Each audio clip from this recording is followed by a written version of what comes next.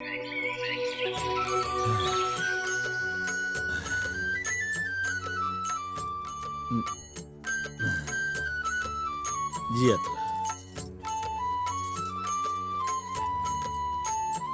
रह। पता न लोग कैसे कहलन कि बेटा के जवान होते माई बाप के कष्ट दूर हो जाला। अब हमरा के ठीक से सुतहू ना देबलो का? ए बबुआ, जवानी नींद में गवावे खातिर ना होला, बाप मेहनत मशक्कत करे खातिर होला। बाकी तोहरा बतौला से का फायदा? तोहरा पर तो कोनो असर होई ना। जैसे भैंस के आगे बीन बजाए भैंस बैठ पगुराए। ए बाबू, मोहन के भेजल पैसा से कितना दिन घर चली, और अब तो उनकर कोनो था हो पता नहीं खे। घर में पियाहल बहिन ससुराल वालन के अत्याचार से आके मैके में बैठल बाड़ी। छोटकी बहन के बियाहो करावे के बाद अरे कुछ तो शर्म करा। हाथ गोड़ तोड़ के कब तक बैठल रह बा? समझत काहे नहीं खा? माई अकेहू के आंसू और दर्द के असर त तहरा ऊपर होखे वाला नहीं खे। ए माई, तनी प्योर दूध में अदरक डाल के कड़क चाय बनाओ तो। अरे भाई बाबूजी के भाषण सुन के तो माथा फटता रे बाप। उफ। ए अदरक के चाय पिए वाला बाबू, सुना, एक घर में रहे के बा त तनी देह चलावा और रोकड़ा कमावा। ये हरि प्रसाद के धर्मशाला नहीं खे। रउआ ठीक कहत हूँ, हैं? ब्रिज बिहारी सही कहत हूँ। और राजा बदे एक जगह हम नौकरी के बात करके आए थे। बैठा। एक मिनट रुका, कार्डवा कहाँ गई? ई पकड़ा, यहाँ जाया, कंपनी के मैनेजर से बात किया, काम हो जाई। और सुना, ई मौका चुके जिन। सराफत चाचा, बोला बेटा। ये लंबा रास्ता छोड़ा, कोनो शॉर्टकट रास्ता बताओ करोड़पति बने के। ने सुन चाचा, अगर तुहरा भेरी कोनो रास्ता निखे तो हमसे कहा, हम बताई। बका हमरा खातिर ऐसा लड़की देखा कि दहेज में लाखों रुपया नगद दे, फ्रिज, वॉशिंग मशीन, नया मॉडल के कार, साथ में जनरेटरों ले आवे, तब देखा खेला। सुना, हाँ? ख्याली पुलाव पकावल छोड़ दे। ऐसन कौनो मूर्ख बाप न हुई जो तोरे संगे बिया करके अपन कर्म खूटी। अरे चाचा, ये हिंदुस्तान जैसन महान देश में कौनो तो लड़की होई बहुत सुंदर, पढ़ल लिखल, बहुत पैसा वाली, आ ऊपर वाला जब पैदा कैले बाड़े त धरती पर हमरा खातिर कौनो न कौनो परी जरूर भेजले हुई है।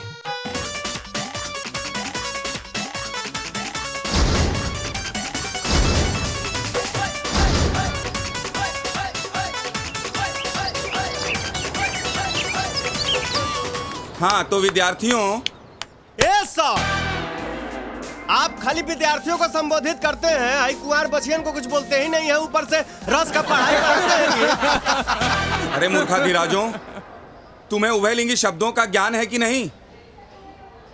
चुपचाप शांति के साथ बैठो। हाँ, तो पिछले हफ्ते हम लोग कहाँ थे? श्रृंगार रस में गोते लगा रहे थे।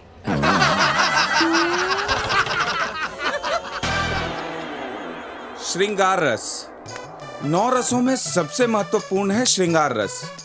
श्रृंगार रस और नारी का चोली दामन का साथ होता है। क्या समझे आप लोग? हाँ हाँ सर, समझ गए। हाँ बोलो, क्या समझे? सर, हम तो खाली चोलिए समझे हैं।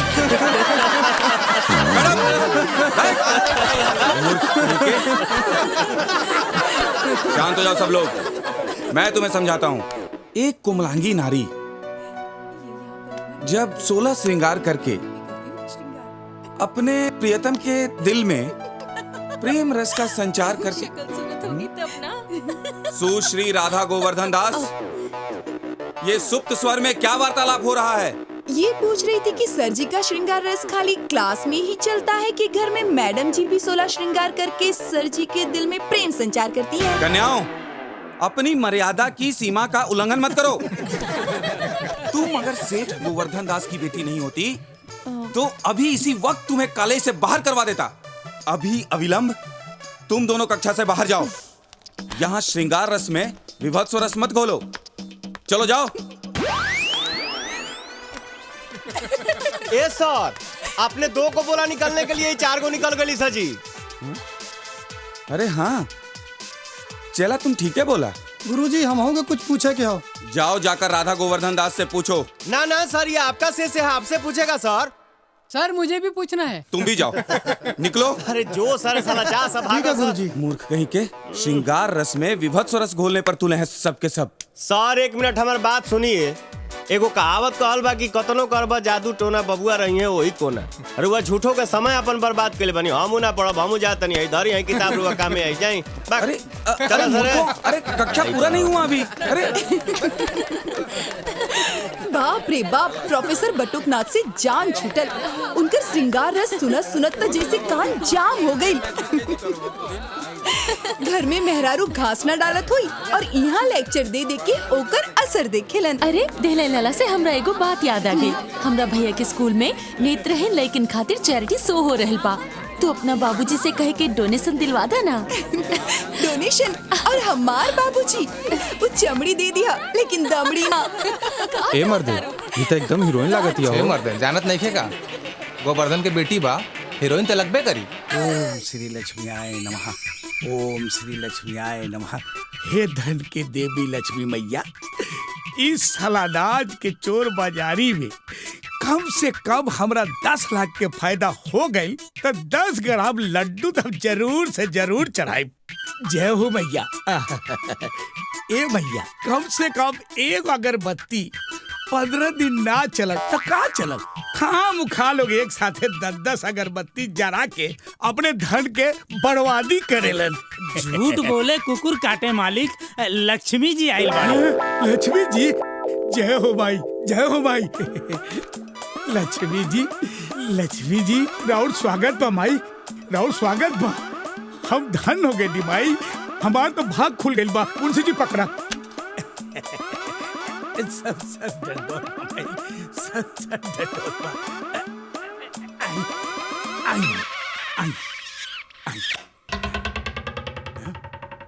मुंशी जी। जी मालिक। इस सुबेरा केकरा के हमरा सामने खड़ा कर देला। कहता इनकरा से कि पहिल का हिसाब चुकावत फिर दूसर मांगस। तोहार मुंह में पिलवा पड़ी सूदखोर गोवर्धन दास। हम हिसाब चुकावे खातिर आइल बानी तोहरा दुआरी। हैला सूद सहित पैसा। हमार नाम लक्ष्मी है, लौटाओ हमार गहना। हाँ ठीक बा, तू बाहर बैठा, हम तोहर गहना लेके आवत बानी। जय हो लक्ष्मी मैया।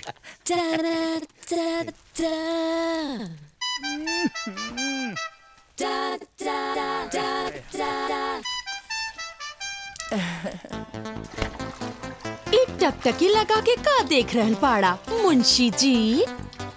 हम ई देख रहल बानी कि जवानी के रेल जब तक तेज ना चले ना मजा ना आवत। वाह वाह वाह, यह स्पीड बनौले रहा, गाड़ी मंजिल तक जरूर पहुंच जाई। के 5000 के 786 रुपया। गोवर्धन भाई नमस्ते। अरे नमस्ते देवराज भाई, बैठा। अरे बहुत दिन के बाद आयल बड़ा, सुनावा समाचार का बा? समाचार तो सब ठीक है गोवर्धन भाई, जनता बड़ा काम धंधा से फुर्सते नहीं खे मिलत। हाँ भाई। बाकी अब की बेर हम एगो खास मकसद से आयल बानी। अरे तब बेहिचक कहा, तू तो हमार बचपन के लंगोटिया यार हुआ। कहा बात ई बा कि हमार बेटा अभय जवान हो गइल बा, एकदम हीरो लग रहा बा। अरे तेरे सोचे के कहा बा, भेज दा मुंबई हीरो बने खातिर। गोवर्धन भाई तो बुझला नहीं, हम ओके मुंबई के हीरो ना, अच्छा तो हार बेटी राधा के हीरो बनावल। देवराज, तुहार हिम्मत कैसे भइल हमरे बेटी के बारे में बात करे के? अरे तू अपन औकात भुला गईले? कहवा बित्ता भर के पुदेना और कहाँ लंबा तार के पेड़। चल उठ जा यहाँ से। गोवर्धन, ये तू का कह रहल बड़ा? हम ठीक कह रहल बानी। चार पैसा का जमा कर लेला, अपने के राजा भोज समझ लेला। हम त जाता नहीं, बाकी तुम्हारी शब्द हम याद रखब जेबा से। हैं? चल बाबूजी आई बैठी। बाबूजी रहुआ अपन बात दूसरे तरीका से भी कह सकत रही ना। इतना पुराना दोस्त घर आयल रहन, बेइज्जती करे की का जरूरत रहे। देखा बेटी, हमरा असली नकली के खूब पहचान बा। हम ऐसा एक खातिर कहनी कि फिर कबू केहू ऐसा बात करे के हिम्मत ना करे। अरे बेटी, हम तोरे खातिर ऐसा दौलतमंद घर खोजब जौना घर में दौलत धान और गेहूं के नियर पसारल जात होके।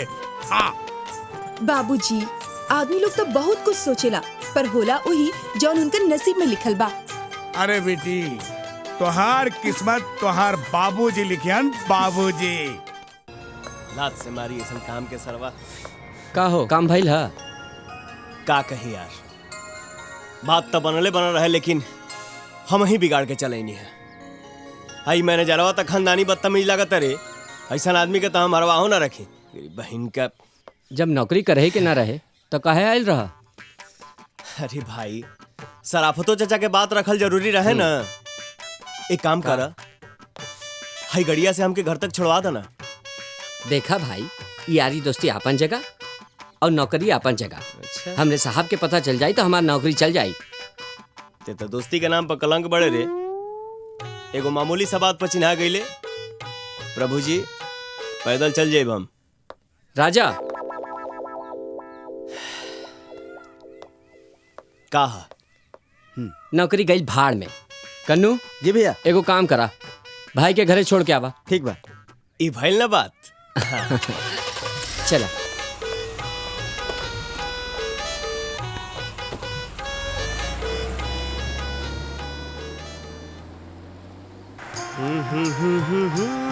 ला ला ला ला ला।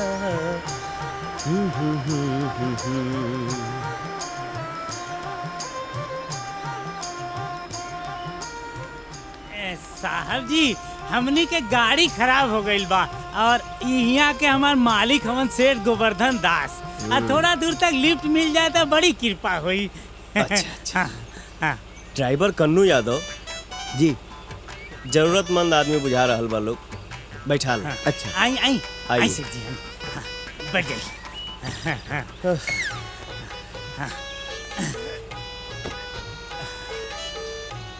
धन्यवाद बेटा। बैठिए। चल, दुनिया कहां से कहां चल गई, लेकिन इंडिया उहे के उहे बा। हाँ, एक चीज हमरा बहुत पसंद बा, यहाँ के संस्कार। हिंदुस्तानी लोग अपना से कम औकात वाला के भी साथे बैठावे उठावे में भेदभाव ना करस। लागत है बहुत लंबा चौड़ा कारोबार बढ़ाओ, बहुत तरक्की के लिए बना। हाँ, अब कारोबार के लंबाई चौड़ाई नापे के हमरा कहाँ टाइम बा। आज लंदन, काल मलेशिया, परसों दुबई, नरसों जापान। अच्छा। लाखों नौकर चाकर लोग कारोबार के संभालेला। बस आ गई नीजा। अरे रुको नहीं। चल रुआ टेंशन मत ली, आपके घर तक हम छोड़ब। चलिए, एकदम निश्चिंत बैठिए। हमरा रुआ से मिलके बड़ा खुशी भाई। इतना बड़ आदमी होके भी इतना शराफत, कितना खुशी के बात बा। रउए साथ रुए कार में बैठ के हमारी इज्जत बढ़ गई। अरे ऐसा कोनो बात नहीं है। रोकी बस आगे हमार घर आ गई। एहो भाग हमार यदि रउआ हमरा यहाँ चाय नाश्ता करके देती। रउआ घरे तो मिनरल वाटर हो ही नहीं। उका बाकी हम मिनरल वाटर से ही बनल चाय पिहिला, काहे कि सादा पानी हमरा हेल्थ के सूट ना करे। मिनरल वाटर की चाय सब लक्ष्मी मैया के कृपा बा। ई कोनो ऊंचा पेड़ के फल बुझाता, तब तो ये रसगुल्ला भी छील के खात होगी। एके से बढ़िया दामाद टीवी अखबार वाला भी ना खोज के दे सकास। अब ही मलाह जाल लेके खड़ा बा, अब मछली फंसे खातिर तड़फड़ा रहल बा। कुछ कहानी है का? ना मुंशी जी। जी मालिक। गोदाम में से 10 कार्टून मिनरल वाटर निकलवा ले। ठीक बा। काहे कि सूते से पहले जबले मिनरल वाटर से पैर ना धो लीला तब तक हमारा नींदे ना आवे। ये तो बहुत अच्छा बात बा। आई चल बैठी बैठी बैठी।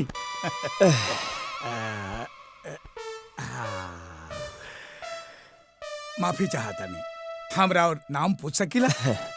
काहे नहीं, नाम जानल तो सबसे जरूरी है। पुलिस वाले भी सबसे पहले चोर से होकर नामे जानेला। लोग हमके राजा दिग्विजय सिंह के नाम से जानेला, लेकिन रउआ हमके प्यार से राजा भी कह सकता नहीं। सास तो ये है कि हम हो कोनो लुच्चा लफंगा माए बाप के औलाद ना है। हमरो यहाँ पानी में ना घी में दाल पकावे के खानदानी परंपरा सैकड़ों साल से चला ला रहल बा। बस 2 दिन दाल बनेला मन। हम घर के ना धर्मशाला के बात बतिया रहल बानी। सेठ जी के तरफ से गरीबन के हर 15 दिन में भोज खियावल जा रहा है। गुड। जैसे कामाख्या माई के मंदिर में भक्तन खाती हमार नॉन स्टॉप फ्री लंगर चलेला। ज्यादा ना, रोज 3-4 लाख के खर्चा बा बस। लक्ष्मी माई के कृपा से हमरो रुतबा में कोनो कमी नहीं खे। बड़का से बड़का नेता मंत्री एसपी डीसीपी ऐसा कोनो दिन नहीं खे के 3-4 फुट ना आवत होखे। अरे तो बड़ लोग भी आजकल चैन से निकल ना जी। अब देखी ना, टाटा बिरला हिंदुजा लोग भी अपन कंपनी हमरे के बेचल चाहता है, लेकिन जरूरत से ज्यादा बिजनेस बढ़ा के टेंशन लेवे से का फायदा ना। शेर के पहचाने खातिर ओकर दहाड़े काफी बा। तनी हमहू तो देखी ऐसे कौन 30 मार खा गइल बाड़न जेकरा के कन से बिना मिनरल वाटर के चाय ना जा सकेला। चला बंदा हाजिर बा, चल के देख ला। चाय नौकरानी है। हाँ, चाय पी पी चाय।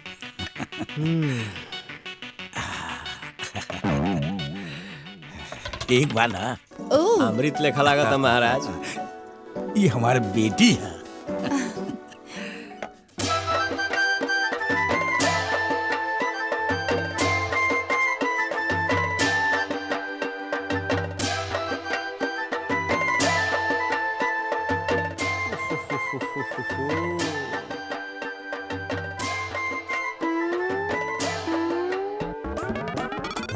बुझावे से तो अच्छा बा कि हम अपन मन के बात कह दी।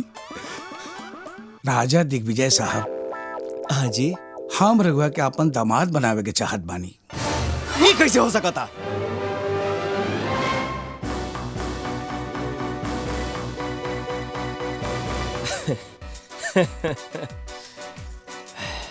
इस मैटर में राधा के भी राय तब जरूरी बा।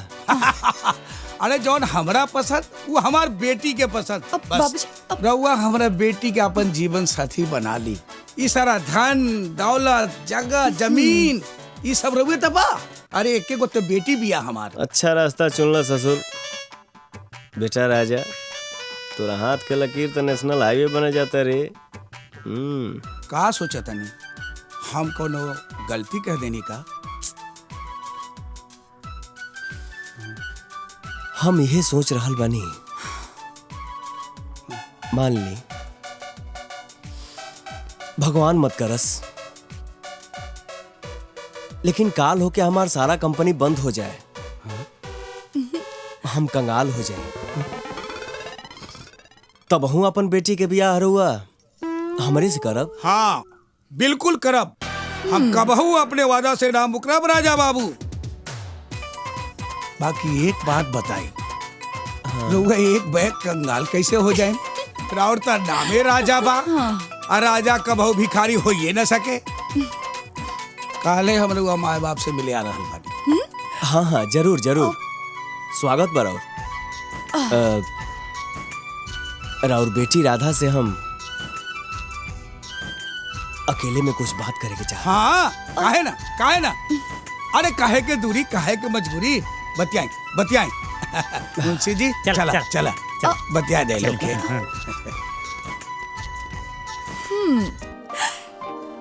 हाँ तो राजा जी तू इतना बड़ा आदमी बाड़ा ये तो हमरा के पता ही नहीं खे।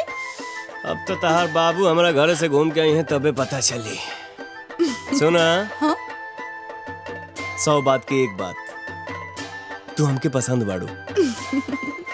हाँ जवान आदमी मिनरल वाटर के बिना चाय ना पिया वैसे चाय कैसन लागल? बहुत अच्छा, बहुत टेस्टी, मरे के दिन तक याद रही। जरूर याद रखी हा, काहे कि ई चाय हमरा गांव के ओ कुआ के पानी से बनल बा जेकर पानी पियल मना बा। ऊ पानी पी के हाथ मुंह गोड़ सब टेढ़ा हो जाला, समझ लेना। समझ गई ले। दिल्ली जंक्शन दूर बा, लेकिन इतना भी दूर नहीं खे जे पहुंचल ना जा सके। बाय, जल्दी ये मुलाकात हुई। आज मिली काल मिली, सुनत महीन मन बीत गई, लेकिन कौनो फर्क ना पड़ल भोंपू बजाई के। सेठ कंछेदी लाल जी, मजबूरी बा, आदमी इंजाम में लागल बा। जैसे पैसा आई सबसे पहले रउए के दियाई, भरोसा रखिए। अरे ब्रिज बिहारी, हमरा तो अब तनिको भरोसा नहीं खेराई गई। आज तो हम अपने पैसा नहीं के जाए। का हो कंछेदी लाल, का बोलत रहा हमारा बाबूजी के? हाँ, अलाउद्दीन के चिराग लेके बड़ा का जरा कर देबा, लेके चल जीबा। भोजपुरी ना बुझाए, बहुत जल्दी तो हर पैसा दिया जाए। बहुत जल्दी कवनो चमत्कार होके वाला बा। हमके तो लागत है कि बिना जानले यहाँ से खिसकी है ना। सुना? हाँ? सेठ गोवर्धन दास के नाम सुनले बड़ा? उनकरा के ना जाने। उनकरा से तोहार का कनेक्शन? उनकरा से हमार परमानेंट कनेक्शन होके जा रहा है। वो कैसे? बहुत जल्दी हम उनकर दामाद बने वाला बने। लागत बा गरीबी और बेकारी तोहरा दिमाग के नस ढीला कर देले। अरे बबुआ, ई अलूल जलूल सपने देख देख के चाहे अपना मन पुलकित करो। अरे तू इंद्र भगवान की कुर्सी पर भी बैठ जा, हमका का? अरे हमका था बस हमार पैसा चाहिए। तजा रास्ता ना पा 1 महीना के बाद लेके जाइए, ठीक ना? फुल एंड फाइनल। ठीक बा, अरे याद रखा, ओकरा बाद हम कुछ ना सुनब भोंपू बजाई के। ए राजा। हाँ? अरे का नाप सनाप तू सेठ गोवर्धन दास के बारे में बोल रहल बाड़ा? बाबूजी, हम सच कह रहल बानी। काल सेठ गोवर्धन दास अपना बेटी के रिश्ता लेके यहाँ आ रहल बाड़न। हाँ? हाँ। ए माई, हाँ? अरे तू रोज रोज बस अड्डा गइल बंद कर। काले को बहुत बड़ हस्ती आवे वाला बाड़न, और तुम्हारी हाल देखिए तो का सोची है माई? जब इतना चिंता बा तो खुद ही जाके अपन भाई के खोज पता लेके काहे नहीं खे आवत? अरे बेटा, तू का समझ बा माँ के दर्द? हाँ?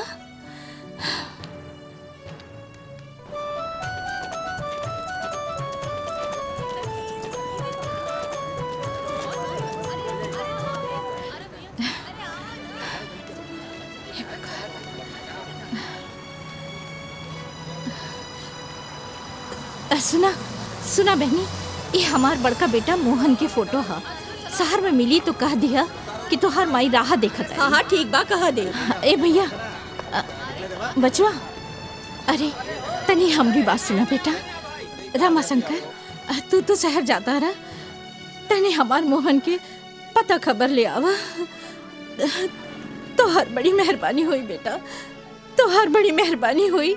ई रहा होकर पता जरूर खोजी है बेटा, जरूर खोजी है। अरे चाची, हम तो खाली 2 दिन खातिर जा रहल बानी, हमरा इतना टाइम कहाँ मिली कि हम ओकर पता लगाई। वैसे हूँ 2 दिन में हमरा बहुत काम करे के बा। ना बचवा, अरे ओकर राह देखत देखत तो हमार आँख पथरा गईल। ना जाने ई जिंदगी में ओसे मुलाकात होई कि नहीं। ठीक है चाची, हम ओकर पता लगावे के पूरा कोशिश करब। जियत रह बेटा, जियत रह।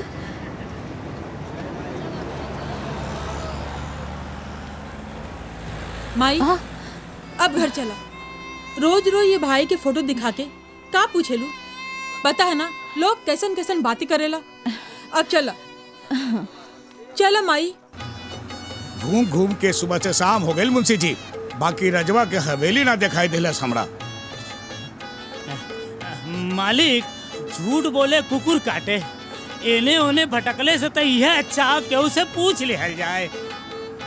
ओहो, बात तो ही तू ठीक है कहत बाड़ा। वो देखा आगे कुछ लड़का लोग खड़ा बा। हाँ। उनके पास रुक के जरा तनी पूछ लो लोग से। ड्राइवर गाड़ी रोका। रुका।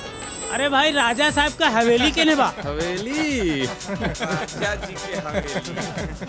चलो नियरे बा। आई हमनी के बताओ तनी जा। चलो। अरे बैठे दे रे। हट। अरे हट। चला मिठाई देख मिठाई।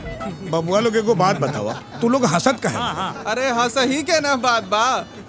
रउआ राजा जी जैसन जानल मानल आदमी के पता पूछ रहल बानी।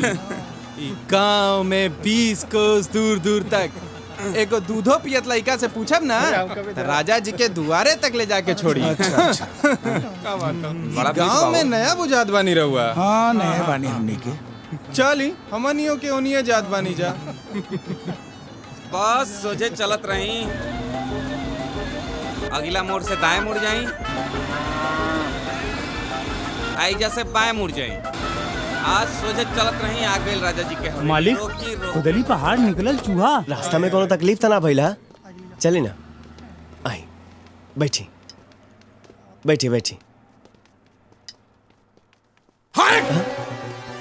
धोखेबाज, गद्दार कहीं के। का रे रजवा, ये है तोहर राजमहल? हैं? टाटा बिरला के बात करे वाला हैं? और देश विदेश के भ्रमण करे वाला। अरे कब नेपाल के बॉर्डर पार कैले बाड़े? हैं? खानदानी गरीब और पैदाइशी भिखारी कहीं का। राजा, ये सब का हो रहा बा? काहे तू हमारी इज्जत नीलाम करे पर तू लल बाड़ा? गोवर्धन बाबू, हम आपके हाथ जोड़त हैं, रउआ जाए एजा से। हमनी के बहुत गरीब आदमी नहीं जा। काल तक खूब हाकत रहा कि तू दिवालिया हो जी। बता बहुआ अपना बेटी के हाथ तोहरे हाथ में देहब। का भाई, इक्के दिन में हवा निकल गईल। तू हो एक ही रात में राजा से फकीर कैसे हो गई ला? एक बैग इनकम टैक्स के छापा पड़ गई का? वादा से मुकरा मत। मर्द के जबान एक होके के चाहिए। हम तोरा से वादा के लिए रही कि तोहर दामाद बनब तब बनब। अरे तोहरा कहता हम अपन बेटी का। अरे हम अपन नौकरानी फुलमतिया कभी ना दे। ई पगलेट गोबरिया कहूँ हमार फुलमतिया के भी दाव पर मत चढ़ा देबे, फिर हमार का होई? साला ई 2 पूछ कटन साढ़न के लड़ाई में हमार फसल मत बर्बाद हो जाए। ये हमार चैलेंज बा कि हम ब्याह करब तो तोहरे बेटी से, और राजे रात हम ओकरा से मिले खातिर आ रहल बानी। दम होके त रोक लिया। असली एक बाप के औलाद होई बे, आके दिखा दिए। तो हर छठी के दूध हम याद ना करा देनी तो हमरो नाम गोवर्धन दास ना। आज ही अपन हम लाइसेंसी बंदूक साफ करवा के रख ले बानी। कहा मुंशी जी? झूठ बोले कुकुर काटे मालिक। बंदूक बिल्कुल तैयार है, बस गोली का भाव है। आज माँ के देख लिया सेठ गोबरदास। गोबरदास ना, गोवर्धन दास बोल। जब तक हम तुम्हारा बेटी से ब्याह नहीं कर ले, तब तक तू हमारा खातिर सेठ गोबरे दास रहबा। हट साले, दूर चला बुढ़ी। हाँ मालिक। हटा हटा। क्या बात है? बात ही बा भाई कि हमार दिल रुबा तो हमरा के फंसावे के पूरा इंतजाम कर दिल रही है, लेकिन अनहरिया हमार काम बना नु दिल सा। ऐसन गला में कस के दबावनी, ऐसन दबावनी जैसे बुझाइल है अगर बहन का कि देही में करंट मारत हो दौड़त कहो भैया, करंट तो नहु के लागल होई ना, अब तो तोरे ख्याल में वो डूबल होइयन। काल रात तो तू कसहू बच के निकल गईला।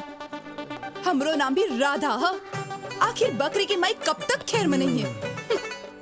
एक बार आवे दो मौका। मौका तो हमरा अब निकाले के बा। चुम्मा लेबे के आ चुम्मा देबे के। टिकट, हाँ टिकट लावा लावा। अरे पीछे पीछे रुकिया मत, चलत रहा ये फालतू लड़का मन सा, रुकिया मत, समझला। चला चला चला चला चला चला, निकला निकला है जैसे। चला पीछे पीछे आवा, पीछे आवा, हाँ पीछे आवा। अरे पीछे आवा, पीछे आवा। क्या मत आवा टिकट टिकट। अरे आ गई नहीं हो भाई। टिकट टिकट टिकट टिकट काहे के टिकट रे सारे मलकार से ले। टिकट टिकट कौन बात के टिकट?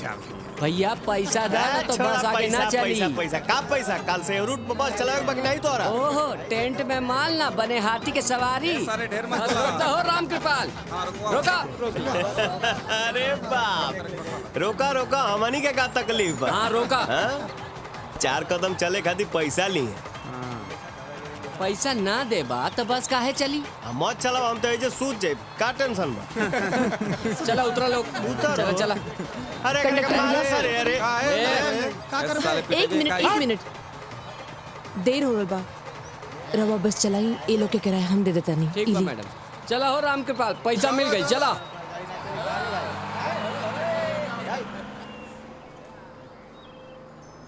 ई मत समझिया कि तोहार पैसा लौटावे खातिर हम मोबाइल नंबर और पता मांगब।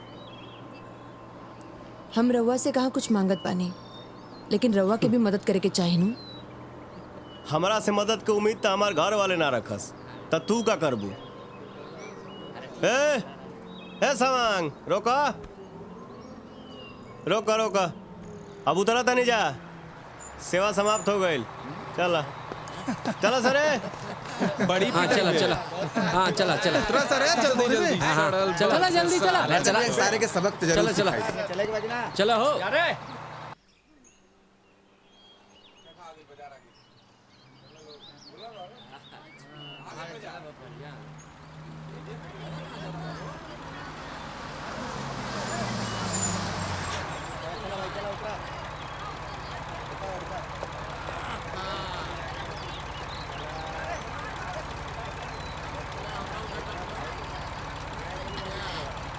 रमाशंकर, कुछ पता चलल बेटा? हाँ चाची, हम तोहार दिल पता पर ओइजा गइल तरह ही, लेकिन ओइजा ताला लटकल रहे। कहवा चल गई हमार बेटा?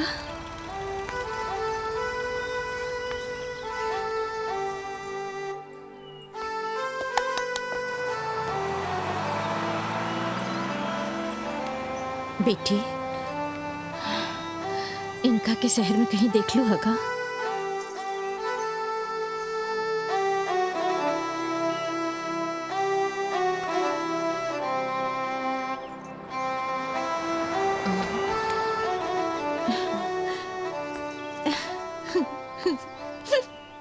बाबूजी, अपन तबीयत के ख्याल रखे के बा। दीदी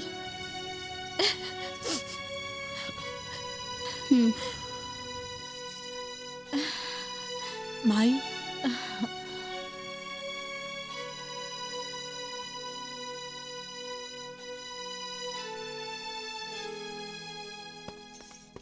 आओ आओ बेटी आओ। ब्रिज बिहारी, आप कहले रहे ना ऊपर कमरा दे किराएदार चाहिए? हाँ हाँ, इनसे सब बात हो गई हो। ये गंगा देवी हैं, स्कूल में टीचर हैं, यहाँ ट्रांसफर होकर आए हैं। नमस्ते। खुश रहा।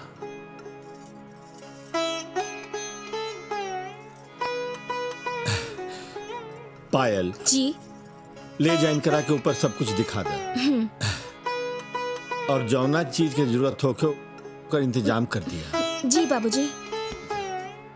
धन्यवाद। खुश रह।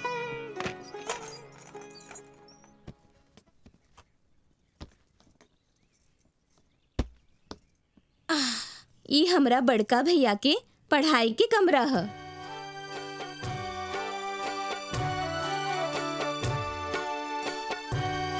जब से भैया शहर गए बाड़न तब से ये कमरा बंद पड़ल बा।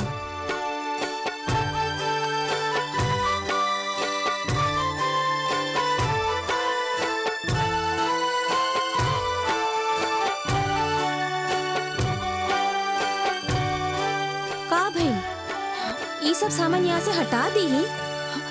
ना ना, जवन चीज जैसे बा वैसे ही रह दी।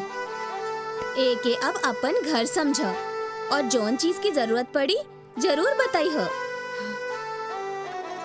हो सकता कि रउआ के आ जाए से ये उदास घर में कुछ रौनक आ जाए।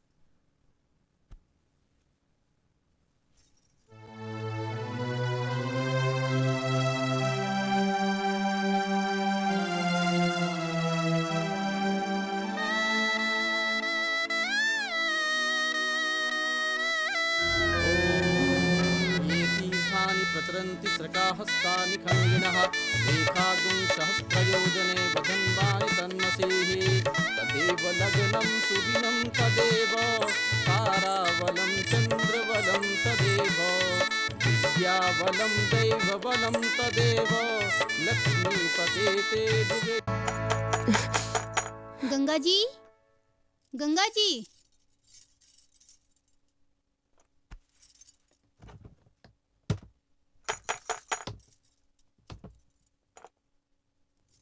गंगा जी।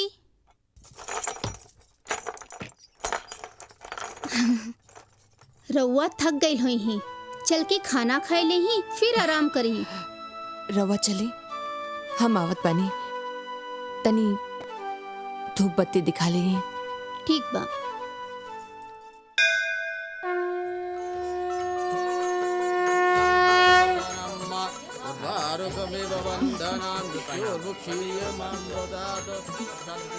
ए राधा, तू भगवान से का मंगलू हा? अरे ये कि वो राजा नाम के लफंगा से हमार पीछा छोड़ा दो। अरे तू यहाँ, तू काहे हमार पीछे पड़ल बाड़ा यार? प्लीज भगवान खातिर हमार पीछा छोड़ दो। हम हमेशा खातिर तुहार पीछा छोड़ दे। बस 3 बार हमके तू आई लव यू राजा कहता। ए राधा, भागत डाइन के झाड़ुए सही एकरा के 3 बार आई लव यू कह के पेन छुड़ाला। ठीक बा, लेकिन ई याद रखी है, एकरा बाद तू हमरा के कब्बो परेशान न करबा। हमरा शर्त मंजूर बा। बोल ना। जल्दी बोला। हाँ? बोल राधा, बोल ना। बोला ना। I love you Raja. I love you Raja. I love you राजा।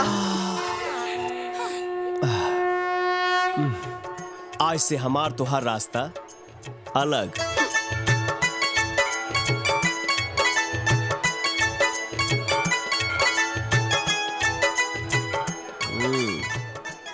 कहे के त सब के हुआपन बा, आपन कहावे वाला के बा।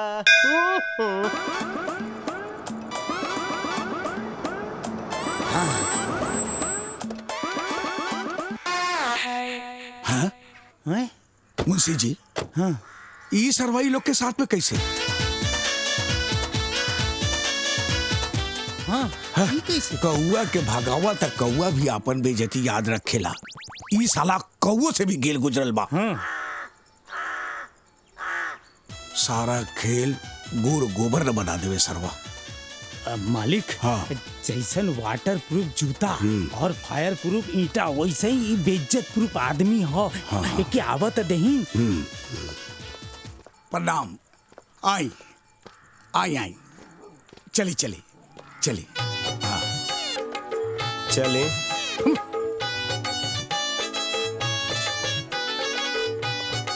रउआ लोगन हमरा बेटी के तो देखी लेनी, बड़ा गुणमंती बा। घर के काम काज पढ़ाई लिखाई ए में तेकर कोई हाथे न पकड़ सकेला। अरे ई का बताई है अपना बेटी के बारे में, हम ना बताओ तनी। लाखों करोड़ों के तो बतिये छोड़ दी महाराज। अरबों खरबों में ऐसा लड़की मिली कि ना मिली कोनो ठीक नहीं के। गलती कहते नहीं हो। ई रउआ लोग के साथ कैसे आ गइल? इरा और कोनो पहचान के बा का? हमके का मालूम के है ये? आप ही तो भेजे थे। ई रउआ का कहत बानी? ये हरामी निकम्मा एक नंबर के 420 ऐसा इंसान तो हम आज तक जिंदगी में देखला ही नहीं की। ये का होता? के है ये? हमार नाम राजा है, राजा। तारा होखे वाली बहू के पुरनका बॉयफ्रेंड है। बॉयफ्रेंड के माने बुझला कि ना? अतना सुनला के बादो बियाह करबा नानू तब बैठल का बड़ा जा। चलो लो। अरे बैठा बैठा। अरे बाजी का होता है। अरे भैया सुना, ये भैया ये झूठ बोलत बड़ा बाबूजी। ई टपोरी से हमरा कौन संबंध नहीं खे।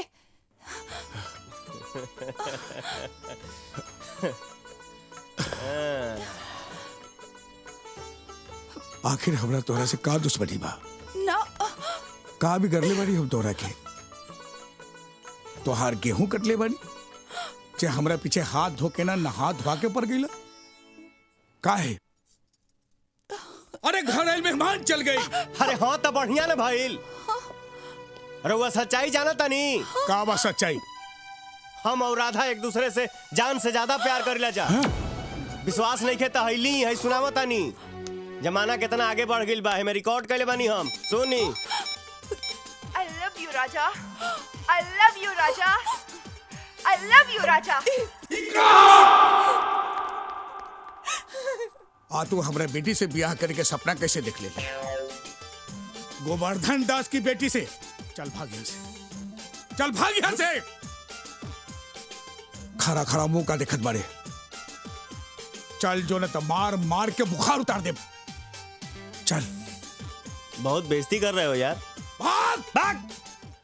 कंछेदी लाल जी, अब कर्जा उतारे के तो हमरा एक के उपाय बुझाता कि शिव मंदिर के पास वाला जमीन रउआ ले ली ही, हमरा कर्जा से मुक्ति मिल जाए। अरे हम व्यापारी आदमी ऊ बंजर जमीन लेके का करब? अरे बंजर जमीन और बांझ औरत से केहू के सुख ना मिली। हाँ।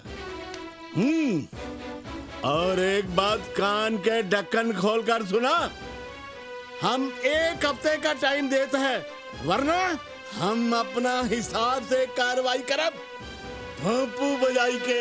हाँ।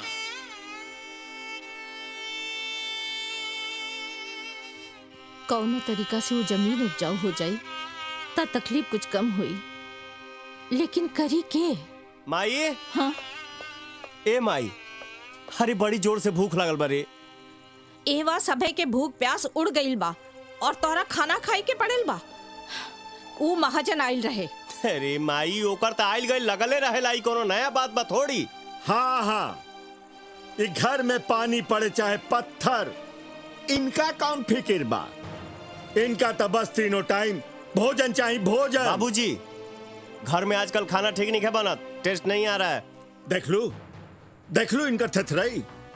ऐसा बात कर रहल बाड़न जैसे कारगिल के युद्ध जीत के आ रहल बाड़न। ये घर घर नहीं खे, इनका खातिर सराय बा। I love you, Raja. I love you, Raja. I love you, Raja.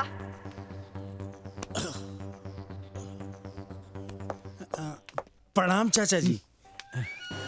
Govardhan भाई, तू हमरा के भले बेशरम समझा, लेकिन हम हमेशा तुहार भलाई चाहिए। ये हम जाना तानी कि तू हमरा के बैठे के भी ना कहबा। बैठ जा बेटा। जी जी। ई बड़ा दुख के बात पाए चाचा जी कि राधा के जे भी देखे आवेला ओकरा हाउ 2 टका के रजवा बतावेला कि ऊ और राधा दोनों जना प्यार करो तारे सा। वैसे बिना आग के धुआं भी ना उठे चाचा जी। अरे बस भी करा, तू ना बाप बेटा जरल पे नमक छिड़के आयल बड़ा। ई राउर का खुशकिस्मती बा कि हम झूठ रोटी भी चबाए खातिर तैयार बानी। अब का कहले? गोवर्धन, तू लोग इज्जत खोर के साथ साथ ढेठ भी बहुत बड़ा। गेट आउट, चल जा यहाँ से। गोवर्धन, जान लिहा घायल शेर बड़ा खतरनाक होला। हमारा बेटा पर चलावल थप्पड़ तोहरा बहुत महंगा पड़ी। जे बात से चला बेटा। चल।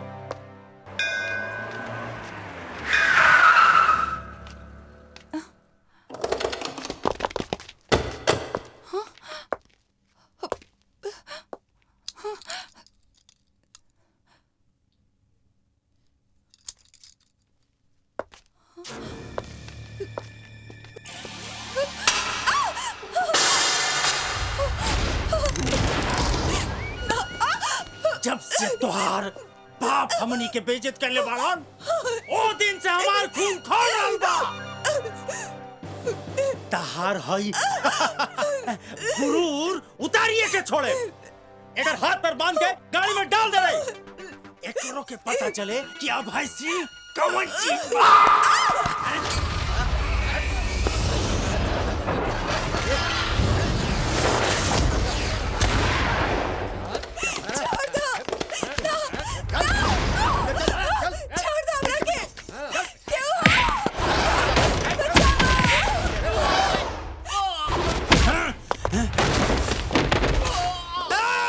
मार साले के।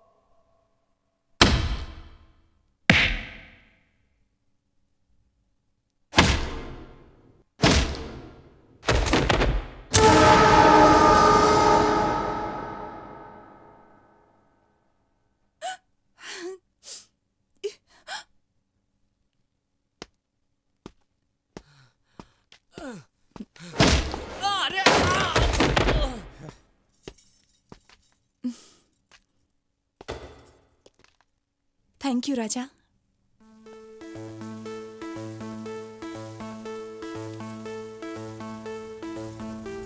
तोरा माई का लाइकी आवर तोरा बहन का हम सपना का देखता नहीं हरे। चलो लो खेत पर काम करे के बा।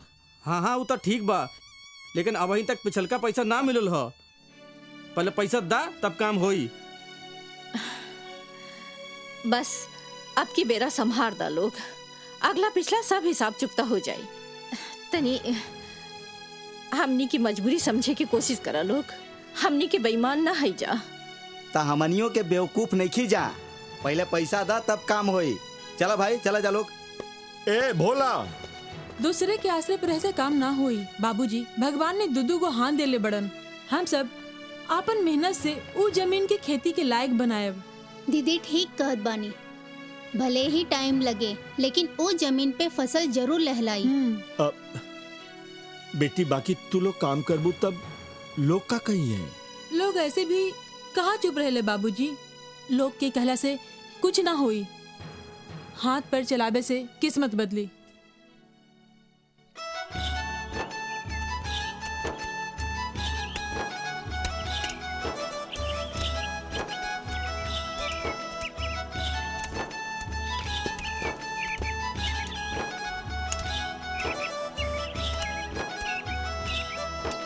माई, ओ बाबूजी, यहाँ तो सन्नाटा छले बाबू, जा तक कि तीरथ करे गइल बा लोग। वो सब खेत में मजदूरी करे गइल बाड़न। वैसे भी ना जाते तो का करती, रवा के तो कुछ करे के नहीं खे। अरे नौकरी चाकरी और मेहनत मजदूरी तो छोट लोग करेला,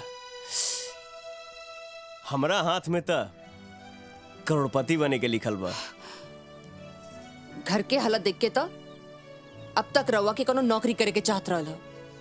वहाँ खेत में माई बहिन पसीना बारहल बाड़ी और रवा पर चिकन घैला जैसन कोनो असर नहीं खे। तू हऊ हमके नसीहत देवे वाली, अपना काम से काम रखा। हमरा का करे के चाही का ना हमके पता बा। किराएदार हो, किराएदार के जैसन रहा, टाइम पर किराया दा। घर के निजी मामला में टांग मत अड़ावा।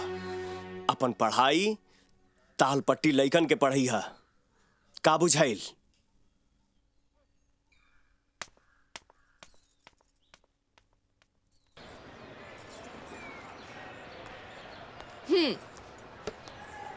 तो बच्चों, सूरज हर रोज उगता है। ये जितना सच है उतना ही सच है कि मेहनत का फल हमेशा मीठा होता है।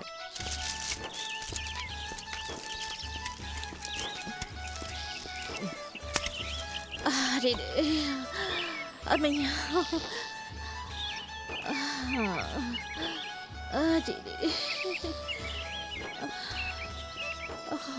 अरे तू लोग बैठल काहे बाड़ू? काम करा ना, अब ना हुई। अच्छा ठीक बात, जाए दा। आज के काम खत्म, चलो लोग घरे चलो।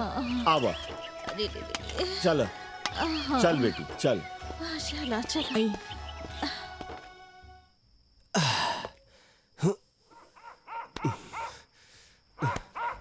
ये जानता रखा थी कौन कौन कर्म करेगा पड़ी।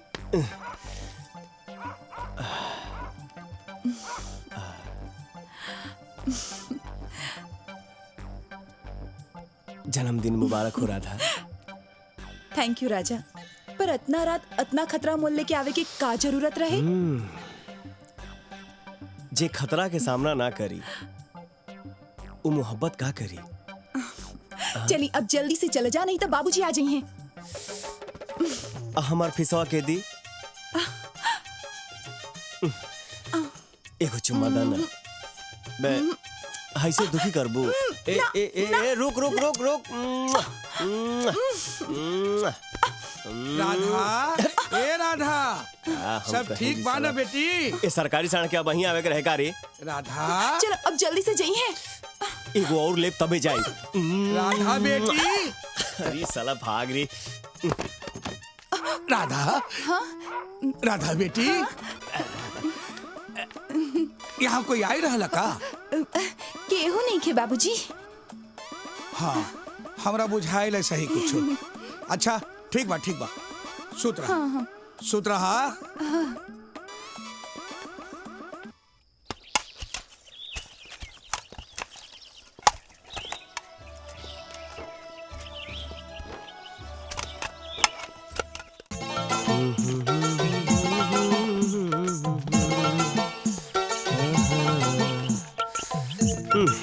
हैली पंडित जी, मटराइन दिली है। ठीक बा। ए बउआ का लीलार तो बहुत चमका था। चतुर्वेदी जी, हाँ तनी हमरो हथवा देखी था, करोड़पति बने में कितना दिन रह गइल बा बताई। बबुआ समय तो बड़ा नजदीक आ गया बा। अच्छा, मगर बिना कुछ कैले रुआ कुछ ना होखी। एकरा खातिर रुआ कुछ करे के पड़ी। जरूर कहिए बाबा, रुआ बताई ना। करे के रुआ के यह पड़ी कि यहाँ से 2 किलोमीटर दूर पूरब की ओर एगो बंजर जमीन के 5 दिन तक 2 फीट तक गहरा कर दे हबनू तब बड़का खजाना मिली। चक्रम चतुर्वेदी जी, रउआ मुंह में चीनी के बोरा है बाबा। हो सकता है खेतवा कहीं हमारे मत होके। हईली मिठाई खाई बा घर हूँ ले जाई। चला सरे, चला सुखी रहा, सुखी रहा।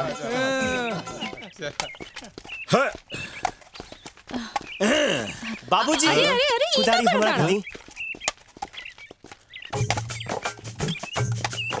अरे तो चमत्कार हो गई आज, धरती के भाग उजागर हो गई। हाँ भैया अपन पूरे फौज के साथ आयल बाड़े। लागता आज जमीन के भाग पलटे वाला बा।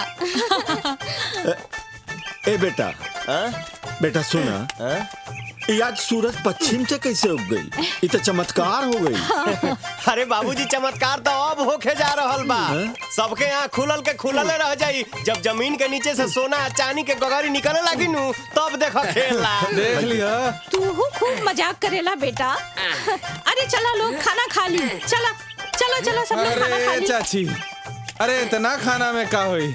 अरे रुकी रुकी, हम अपना घरे से खाना मंगवा देते नहीं। अरे ललनवा, जा हमरे घरे से खाना ले आओ। हाँ जल्दी आए। नमस्ते पंडित जी। नमस्ते पंडित जी, हमने के प्लान सफल हो गए। वाह वाह। राजा खेत कोड़े शुरू कर देलस जी। अब गलतफहमी या फिर करोड़ों के लालच में ही सही, जी लेकिन लागता के खेत कुड़ाई चाहिए। वाह बेटी वाह। पंडित जी, ई रही राउरे नाम। खुश रहा बेटी। धन्यवाद। नमस्ते। अच्छा, तो ये पूरा ड्रामा के डायरेक्टर मास्टराइन है। हो ज्योतिष आचार्य चक्रम चतुर्वेदी, ज्योतिष के आड़ में ये सब करत बड़ा। अरे हम कुछ ना कहिए। ऐसा देखे पूरा खेत कोड़ोइला। हम चला, बाकी के खेत तोहरे कोड़े के बाद। चला कुछ ना कहिए। चला छोड़ा। अरे चला, हम कहा था कुछ ना कहिए हम। अरे चला। अरे राजा काहे का हमका? अरे काहे रे? ई साला नकली ज्योतिषवा झूठ बोल के पूरा खेत कोड़वा देलस। राजा बाबू, हम कुछ ना कहनी है। ई सबू मास्टराइन के चाल हम सही कहत हई। हम अपन आंखी से देख के आ रहल कुछ ना कहनी राजा बाबू। वो एकरा के पैसा देत रही। अरे हम कुछ ना कहनी, हम कहत नहीं। ना ना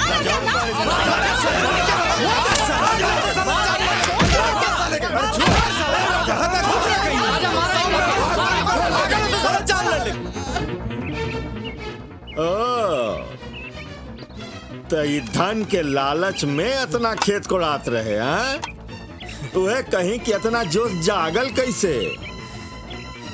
आई देखा देखा अपना बेटा के। राजा राजा, सुना बेटा सुना।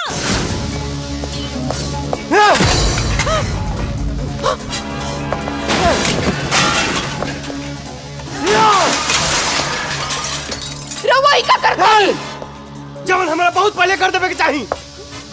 तू आइल बड़ू हमरा घर में आग लगावे खाती हैं? ज्योतिषा से झूठ बोलवा के हमर मजाक उड़ावलू। ना रही बांस ना बजी बांसुरी। अब जाके तू दोसर करो ठिकाना ढूंढा। रुक जाइए, हम कहते हैं, रुक जाइए, रुक जाइए।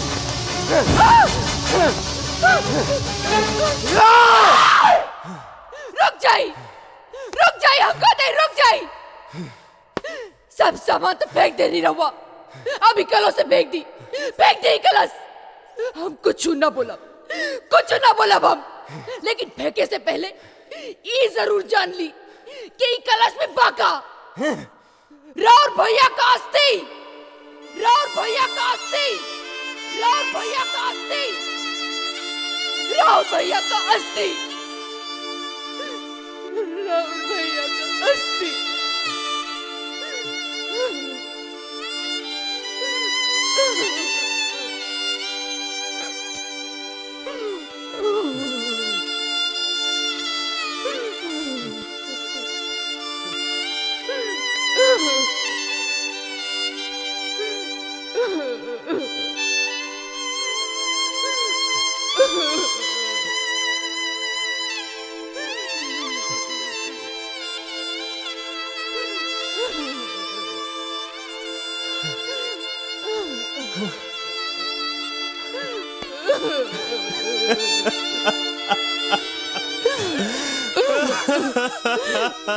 राहुल भैया के अस्थि कलश।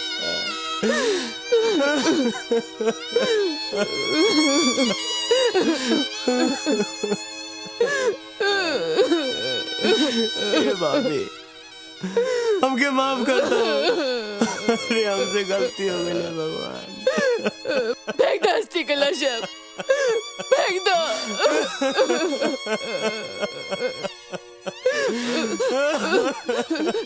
ए बबुआ, ए बबुआ, ए बबुआ, सुना, उठा। ना बबुआ, रोआ मत, मत रोआ, मत रोआ। देखा, देखा, अपने आप के संभाला। अब तो के माई बाबूजी के ख्याल रखे के बा, बहनी की शादी करे के बा। मत रोआ बबुआ, मत रोआ, मत रोआ बबुआ, मत रोआ।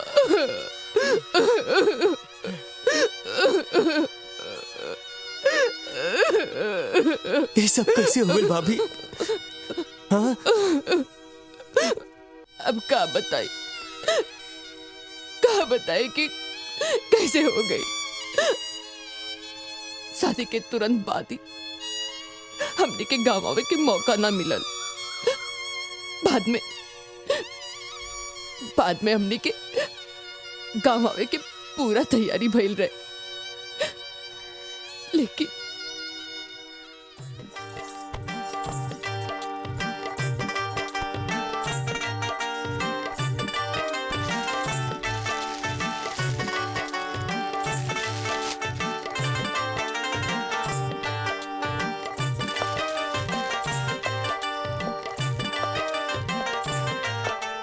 गंगा,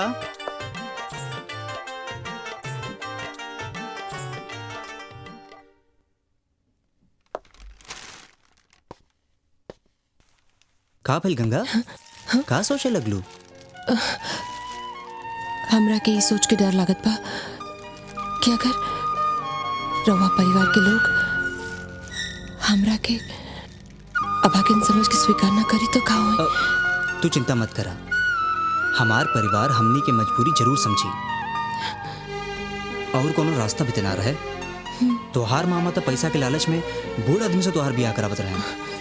वो तो हम बीच में आ गई, नहीं तो तोहार जिंदगी बर्बाद हो जाती। कहल जाला कि शादी के बाद आदमी के जीवन में परिवर्तन आवेला, और वैसे भी शादी के बाद सब ठीक हो रहल बा। तोहार स्कूल में पक्का नौकरी हो गई। तू बिल्कुल चिंता मत करा, आगे भी सब ठीक होई। ठीक बा? हाँ। ये देखा, माई, बाबूजी, पायल, देवकी और राजा, ये सब देख के कितना खुश हुई हैं। अरे इका का भाई? रवा तो कल रने की राजा बाबू के लाल रंग की टी शर्ट पसंद बा, लेना ही नहीं। हाँ, भुला गई नहीं। चली जाई, जल्दी जाई और लेके आई। इहो कोनो बात होला? तू एक काम करा, ये कुछ सामान सरियावा, हम अभी जाके राजा खातिर एको बढ़िया रेड टी शर्ट लेके आवता नहीं। ठीक बा, लेकिन जल्दी जाई और जल्दी आई। अभी आवता नहीं।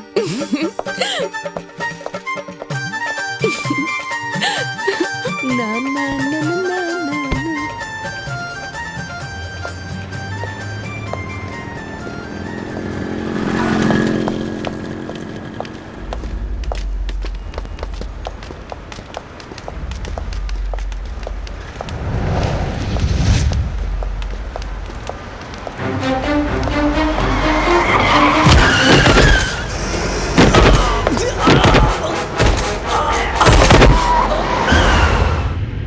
जवन भाई ओकर जिम्मेदार हम बन, कहे के हम ही उनकरा के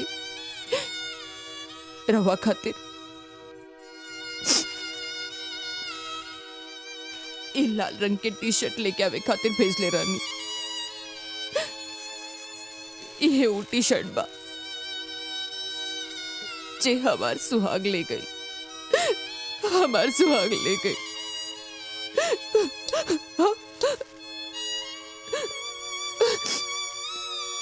ई हस्ती कलश हमरा वह सबे के सौंपे खातिर लेके आयल रहनी। लेकिन भाभी ये बात रुआ पहले काहे ना बताओनी? अब माई बाबूजी के हालत देख के हमार तो हिम्मते ना भई। रवा के भी खेत कोड़ी भेजे में हमार ये मकसद रहे कि रवा अपन जिम्मेदारी समझी और कुछ ना। ए बबुआ बबुआ देखा क्यों के पता ना चल के चाहिए। हाँ? ना तो माई बाबूजी ना बचिए ना बचिए। देखा आग पूछ ले अब इधर।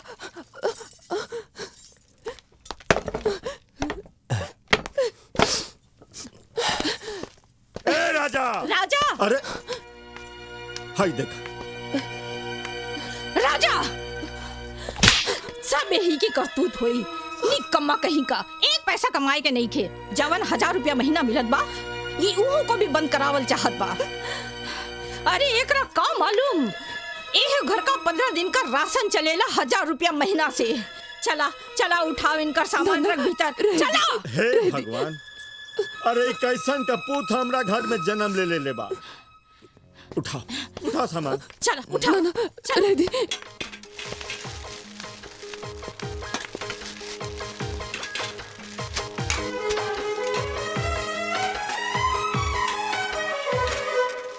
बाबूजी चाय।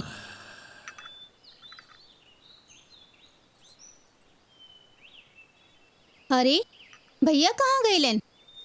हम उनकरा बदे चाय ले आए रहे। गईल हुई है कहीं आवारा गर्दी करे। उनकर चिंता तू लोग के बा आगे तू लोग के चिंता उनकरा नहीं खे।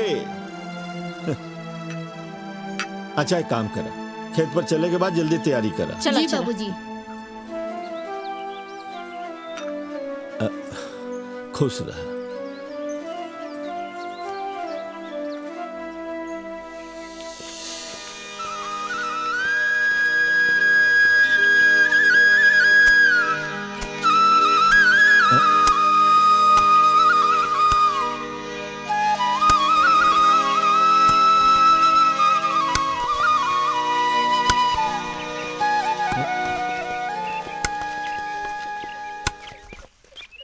अरे राजा बेटा ए राजा ई का करता रहा? बाबूजी हमरा रहते रुआ लोग के काम करे कोनो जरूरत नहीं खे। बस हमके बता दी कि का करे के बा कैसे करे के बा। हम बानी ना।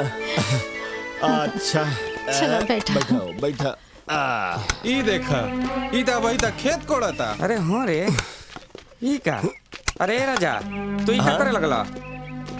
शाहगंज के मेला नहीं के चले के का? ना भाई हैं तू लोग चल जा। हमरा खेत के उपजाऊ बनावे के बा मर्दे। जा लोग तू लोग जा। ए राजा जी हाँ एगो हमरो बात सुन ली।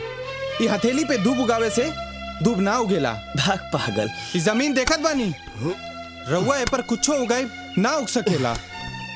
अरे हमके त बुझाता कि तोहरा पे जादू हो गइल बाबू मास्टर आई के। आज के बाद उनकरा बारे में कुछ मत बोलिया लोग, न तो हमारा से बुरा कोई ना हुई। एगो कहावत कहल है, जब से सूझे तब से बूझे। तू लोग जा मेला घूमे, हमके काम करे दलो। ठीक है बा चला लोग चलाओ चला लोग।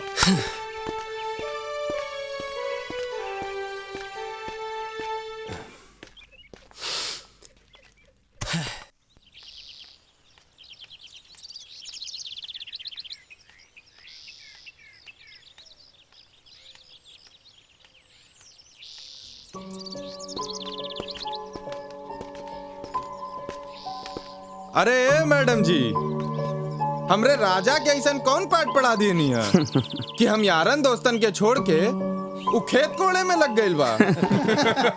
अगर ऐसे ही लइकन के पढ़ा दिए लूंगा तो हो गइल सब कर कल्याण। अगर रउआ सबे राजा के सच्चा दोस्त होते ना तो ऐसा बात ना कहतीन। राजा जवन कुछ भी कहले हो खस, लेकिन आज राजा जवन कुछ भी करल बाड़न बहुत अच्छा करल बाड़न। अगर हो सकी तो कुछ सीखी, यही कहल चाहिला।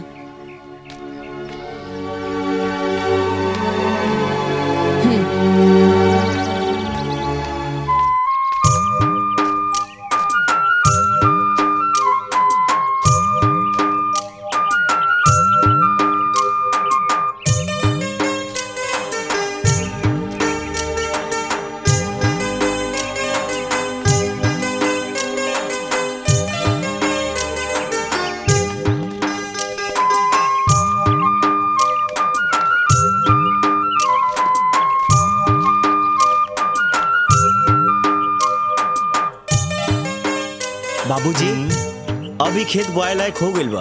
हाँ हो, 1-2 दिन में बिया डला जाए। अरे तनिक रुका ब्रिज बिहारी जी, हम महबूब जाई के कहत हैं। इंतजार करत करत 1 साल बीत गई, फिर भी हम चुप रही। हम तोहार लोगन के मजबूरी समझत बानी, साथे साथे ई चाहत बानी तोहार कर्ज माफ हो जाई। ताका रउआ अपना कर्जा छोड़ दे हा? जब रउआ सबे ई खेत हमार नाम कर दे हम, तो हमार भी कुछ फर्ज बनी के ना। जमीन माई होले कंछे दिलाल है, और ये दुनिया में शायदे कोनो बगैरत बेटा हुई जे अपना माई के सौदा करी। हमनी के जमीन ना बेचब जा, और ये जमीन से हमारा परिवार के जो नया सफर शुरू भइल बा, अब हमें ब्रेक ना लगी। तू टेंशन मत ला, तुहार पैसा मिल जाई।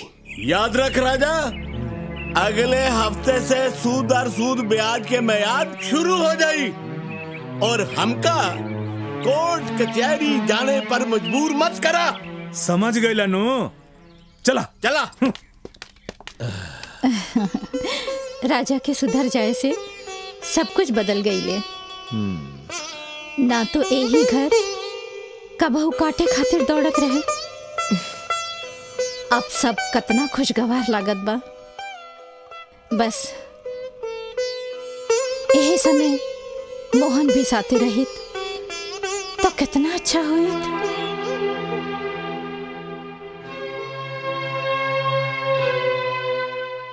ब्रिज बिहारी, अरे आवा आवा बैठा।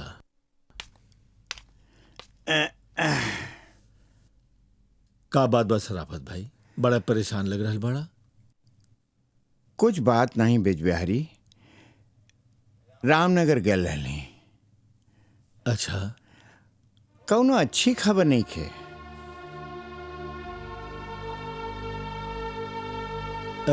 मतलब समधी जी से हुआ मुलाकात हो गई।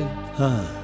वो कहे लगले कि अगर हमार मांग जल्दी जल्दी पूरी न हुई, हाँ, तब प्रमोद बाबू का दूसरे शादी होए में देरी न लगी।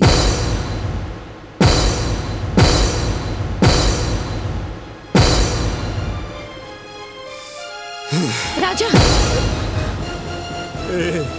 राजा, राजा, ए राजा।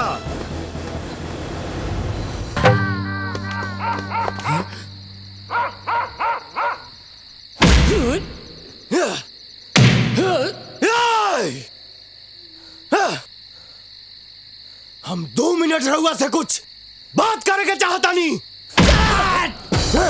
हम घटिया लोगन से बात ना करी। अरे तोरा से घटिया के होई रे? हमरा बहन के जिंदगी ते काहे बर्बाद कर रहल बाड़े? अच्छा, उनकर जिंदगी सवारे खातिर हम अपन जिंदगी बर्बाद करी? ना ना, हम अपन जिंदगी में मस्त बानी। उनकरा के कह दे हमरा के बुला जास और अपन यारन के साथ मस्त रहे।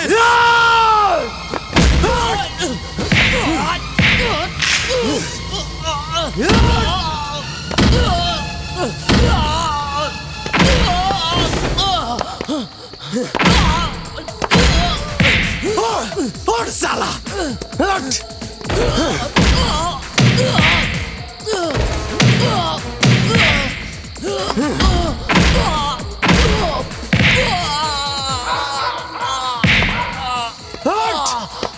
चल साला, तोरा का बुझाता है?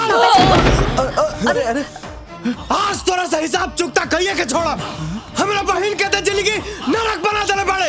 अरे साला मन तो करे था कि तोर जाई ना जी। अरे तू का कर रहल बड़ा और ये सब का हो रहल बा? जीजा के साथ ऐसा ही बर्ताव कइल जाला?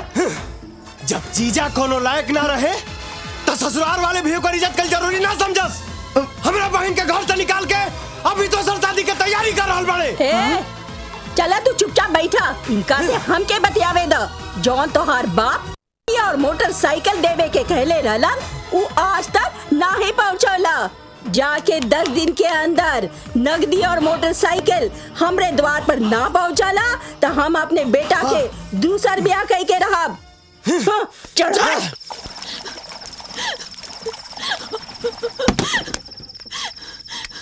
दीदी। हे अरे पगली छोड़ राजा, हमरा के मर जाए के दा। अरे ये तू का कर हम बानी? अरे अभी हम जिंदा बानी। लेकिन राजा तू लोगों का मांग कैसे पूरा करब? अरे पगली तोरा खातिर जमीन बेच दिया, घर बेच दिया, और से ना हुई तो हम अपन देश बेच देब रे। हाँ, आज जमीन बेच दी, कल घर बेच दी और परसों अपना आप की बेच दी। अरे लालची लोग की मांग कब पूरा ना हुई। उन लोग के अपना आप के बेच देला के बाद भी उनकर संतुष्टि ना हुई। तो आखिर का कल जाओ? दोसर कौन रास्ता बा? कानून के इंसाफ के दरवाजा खटखटावल जा सकत बा। अरे इस दिन कौन तो उपाय हुई जेकरा से इनकर घर बसावल जा सकेला। बाकी गंगा, कानून से केहू के घर ना बसे। अरे घर बसेला आपसी प्यार से, आपसी समझ से। माई, जब पानी सिर से होइए गइल बा ऊपर, तब कुछ न कुछ तो कर ही के पड़ी। कुछ ऐसन जैसे सांप भी मर जाए और लाठी भी ना टूटे। ए बापू, ए माई, हमरा दूसर शादी कराई दे ना। अरे वो आई रहल ना। इधर देखो, राजा आ गई। पैसा लेके आ गई। दीदी अब ते आराम से रहुए घर में, है ना? आज के बाद तोरा से केहू कुछ ना बोली। जो बहनी। अरे महारानी, दंदनाथ कहाँ जात बाड़ू? अरे बन के गिधर जाई किधर? आखिर आइलू ना। आ सुना, बहिन के तब पहुंचा दिहल। आऊ माल कहाँ बा जवन वो दिनवा वादा कह के गइल रहल? हम अपन वादा निभा रहल बानी। वाह, का बात बा। ई लो रुपया। अरे लावा लावा। अरे दे दो। रुक रुक, हम देखत तानी। अरे लो पैसा बा। भाई भाई, अरे दे तानी तोर के। ये ले। पैसा पैसा। पैसा ले आओ भैया। भैया, अरे आइए, का? बैठिए, बैठिए। ई जौन नोट के गड्डी तू लोग गिन रहल बाड़ा, ऊपर एसपी साहब के दस्तखत बा और गड्डी में केमिकल पाउडर डालल बा। एकरा से ही साबित होई कि रवा लोग लड़की वाला से दहेज खातिर पैसा ले ले बाड़ा। पैसा फेंक भाई। गड्डी फेंकला से का फायदा? हाथ में रंग लाग गइल बा। आप लोगन पर दहेज के आरोप में केस दर्ज हो गइल बा। अब पूरा परिवार जेल के हवा खाए खातिर माई तैयारी करा जाए। हमनी के माफी दे दी सरकार। हमनी के बचाई, भूल चूक माफ करी। अब ऐसन गलती दोबारा ना हुई। हाँ सरकार, हमनी के माफ कर दो सरकार। अब कवनो शिकायत का मौका ना मिली सरकार, ना मिली। बच्चे के चाहत रहा ना तू लोग, तो जल्दी से पे दस्तखत करा।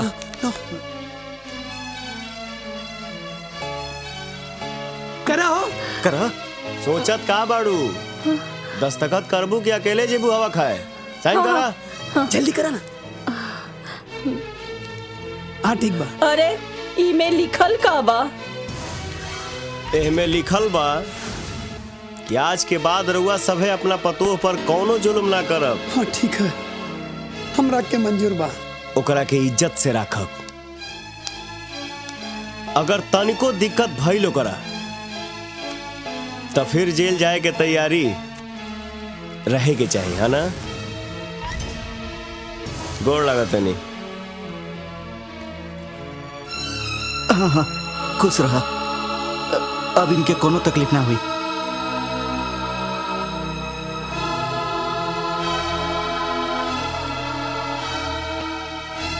जाता नहीं।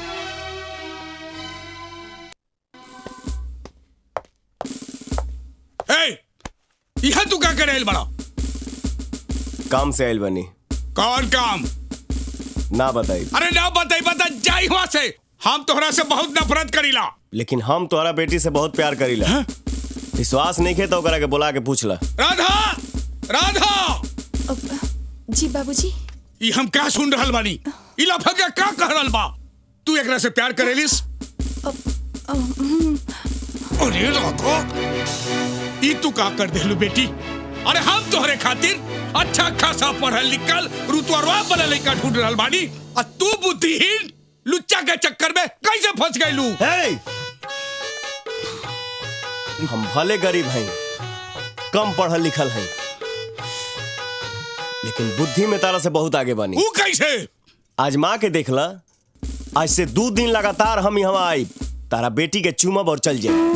अगर एह मिशन में हम कामयाब हो गई नहीं तो राधा से हमार ब्याह करे के पड़ी। शर्त मंजूर बा? हो जाए यार पार। रोज के झिक खत हमरा ये शर्त मंजूर बा। ओके।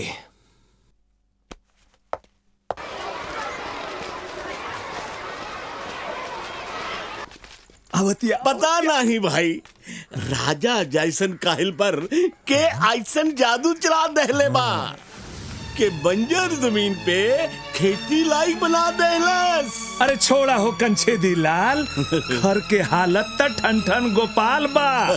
सिंचाई करे के न पैसा बा, न खाद और बीज के जुगाड़ बा, त खतिया कोड़ के कवन कमाल कर देलस जे बा से। अब केहू कर्जा ना देही मोपू बजाई के, जे कर लहिले ओकरा वापस नहीं देवे।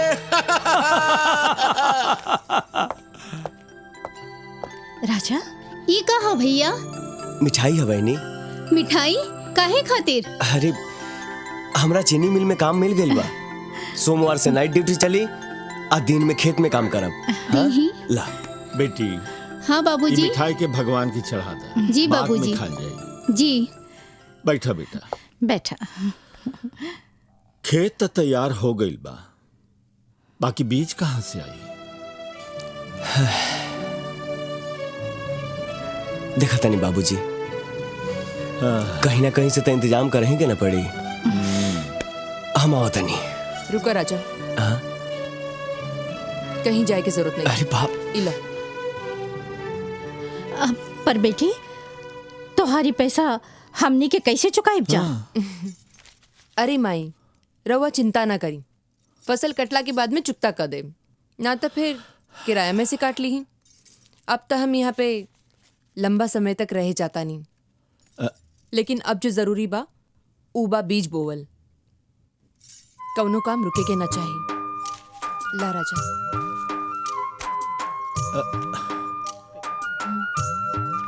चल।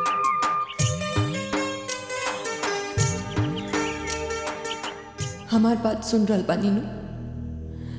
अब और बर्दाश्त नहीं के होकर अपना जिंदगी की सबसे बड़ा दर्द कब तक छिपा के रखी। रहुआ तो हमरा के बेसहारा छोड़ के चल गई। ये लोग की हालत तो हमरों से खराब बा। पूछत बा के कलेजा फट जाए, लेकिन हम बता पाए कि पता न मोहन के का हो गई, कुछ खोजे खबर नहीं खन देत। अहन तो कहियो, उनकर कान पकड़ के पूछा कि माई बाप कौन कसूर कैले बाड़न जो ऐसन सजा दे रहल बाड़। हमनी के तो पाकलाम है, आज नहीं तो काल। दोनों भाई एक साथ रहतन तक कितना बढ़िया हो। अब तो पहल के बियाह करे के बा, बस उन करे इंतजार बा। अरे वो आज है ना तो उनके बिना तो कुछ होइबे ना करी। अच्छा सुना, बहुत बात हो गई है, ला दवाई खा ला, ना तो फिर दर्द बढ़ जाई। हे भगवान, जे लोग के उम्मीद इतना पक्का बा ओ लोग के हमें दर्दनाक खबर कैसे सुनाई। एक बेटा के मौत के खबर ओकरा माई बाप के देवे खातिर कौनो समय ठीक नहीं के हो सकत। अलाख निरंजन, अलाख निरंजन अपने कमंडल में लेके काशी, काबा और चारों धाम हिमालय के कंदरा से निकल ले आ गई ले बाबा भोगीराम। अलाख निरंजन करावा लिंगन नहीं तो बेचे दंत मंजन नहीं जगह बाहर नो चतारा कुत्ता बाग। एजा तरीन शक्ति के चमकार भा भाई। हम अपना 3 नंबर के आंख से साफ साफ देख रहल बानी कि ये घर के जौन मालिक बा 1 नंबर के लुच्चा लफंगा पापी साला दुष्ट आदमी बा। समाज के शत्रु, दुनिया के दुश्मन, प्यार मोहब्बत के प्रेम चोपड़ा माधर जात के नाश निश्चित बा, निश्चित बा, निश्चित बा। का भइल बाबा? अरे अगर बाबा क्रोधित हो गइलन ना तो विश्वामित्र लेका कोनो श्राप दे दियन। अगर बचे के हो तो बाबा के गोड़ में पालतू कुकुर नियर लेट जो। लेटो देख जा रहे हो बेवड़े। लेटे तनी बाबा। लेट जाओ। चेला चपंडुक चौधरी तू ही मनुष्य रूपी पशुअन के अपन कीमती उपदेश देवा से के बीच में देत रहो ताकि हमारा कर्म कांड में कोनो बाधा न पड़े। ए पापी के घर के हम अपने पवित्र पांव से निर्मल करके आ रहल बनी। जय बाबा रउआ। तू ए लोग के साथे हमार प्रतीक्षा करो। ठीक है। अबे 1 इंच अपना जगह से हिलला तब फाट जाई। का फाट जाई बाबा? धरती और का रे? अच्छा उन तोरा मन में आइल हो रे। अलाख निरंजन, अलाख निरंजन। अरे बाप रे बाप, आज तो बाप हो कि खजूर के झाड़ हरी। बाप हो बाप, एक बहन का द्वार पे करा बहनी का लाठी लेके 50 को खड़ा बने से जान जी है जो बॉबी तो हमार पराने ले ली है सो। आतना परिश्रम करके देखो हम पहला बार आइल बनी। कहाँ तुम दे गर्दन से ऊपर। गर्दन से ऊपर है बाप। आचार दो है सही। चुमा चुमे नु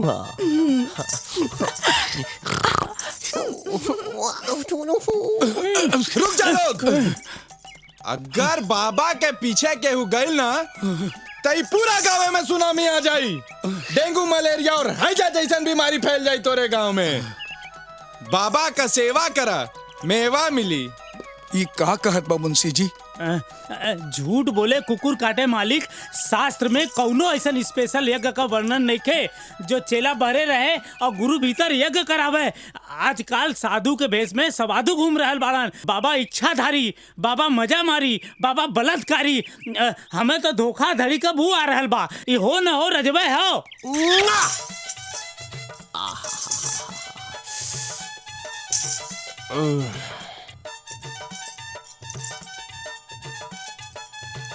देखी भैया, 4 पैर वाला पर तक केहू पहरा लगा सकेला, लेकिन 2 पैर वाला पर ना यह संभव बा। का बुझाई? अलाख निरंजन चलो देखो ताली। का रे मुंशिया, तोरो एंटीना का सिग्नल बड़ा देरी से पकड़ेला का? हाँ हाउ देखो, राजा भैया अपन यज्ञ पूरा करके आ गइलन।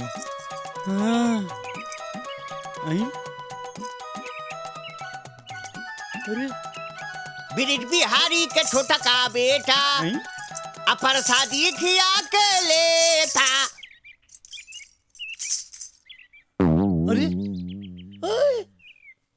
बच्चा, तुम्हारा ललाट बता रहा है तुम बहुत आगे जाओगे।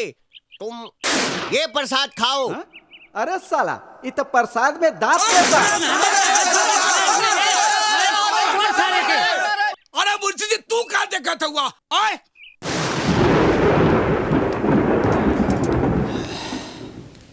बेटा, हाँ? 8 बज गई, अभी तक गंगा ना आई। का भैया, हाँ? कोनो काम से राजापुर जाए के बात कहत रहली। शायद वही जे गई होकस।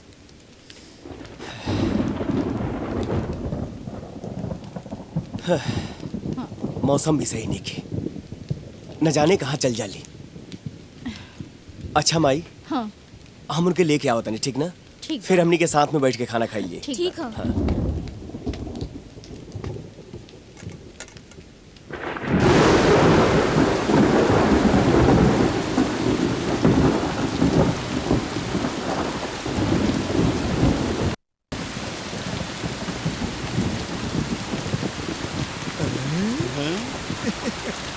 हाई देखा कंछेदी, मास्टरन के लिए आवे खातिर राजा यहाँ तक आ गईलन। हाँ, एक मजनू तू लेला और हम अभी तक अकेला।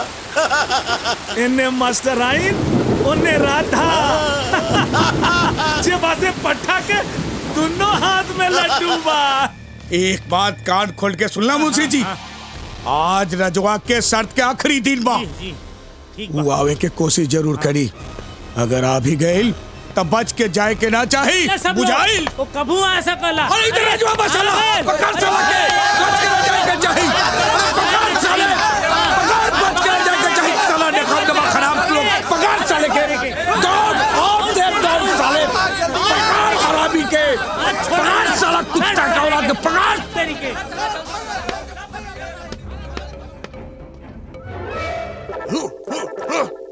अरे गोबरा, कतलो कर पे जादू टोना राजवा रही हो ही कोना, का बुझले? को मरा साले। पकड़ पकड़ पकड़ गोबरदास पकड़। हाय हाय हमर जान। हमरा से मिले खातिर तू इतना परेशानी उठावता रहा, कुछ हो जाई तो? तोरिका सुना, फार्म भर दिले बनी, लाइसेंस जहिया पास हो जाए, ठीक ना? आज लास्ट टेक है, गाड़ी रोका मत, एकदम पास हो जाए था। अब तो रजवा गईल। आज बच्चू के पता चली कि गोवर्धन दास कौने बगीचा के अमरुद बारन इतना दौड़ैले बानी, इतना दौड़ैले बानी कि ससुर के नाती एक हफ्ता सांस ठीक करे में लग जाई। फिर इन्हें आवे के कबो नाम न ली, चलन है सरौ बाजी लगावे। राधा बेटी, अरे सारे तू यहाँ? बाबूजी,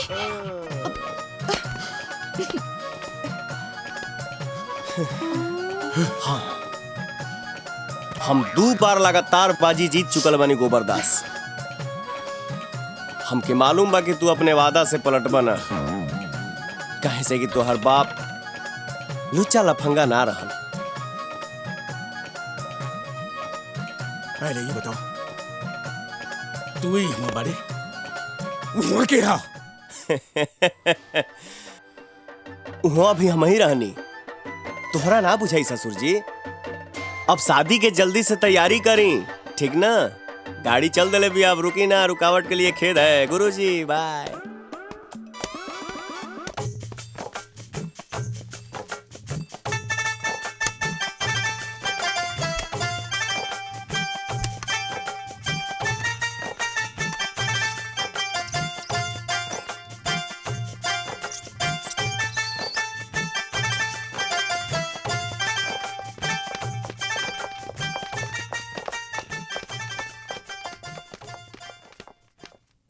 गंगा, हमनी के लइका पसंद बा।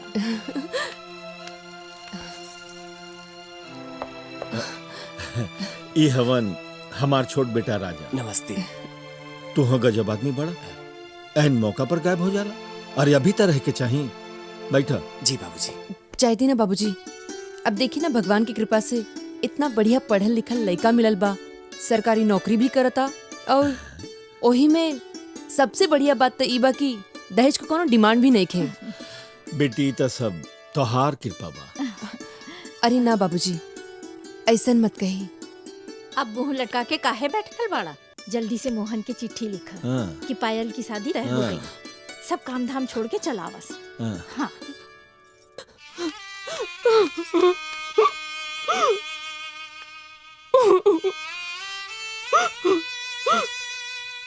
अब हम ये लोग से कैसे बताई कि रहुआ जवन देश में जाके बस गए बानी, वो देश में ना कोनो चिट्ठी पहुंचेला, ना कोनो पत्री, और ना ही केहू के पुकार,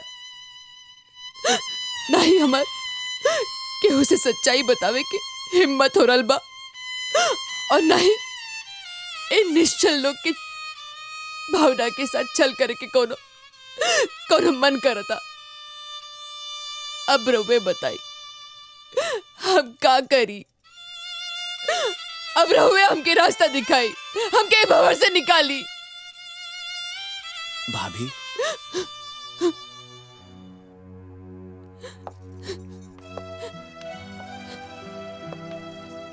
अपने आप के संभारी, सब ठीक हो जाए। कहे कि इस समय कमजोर होके वाला नहीं खे।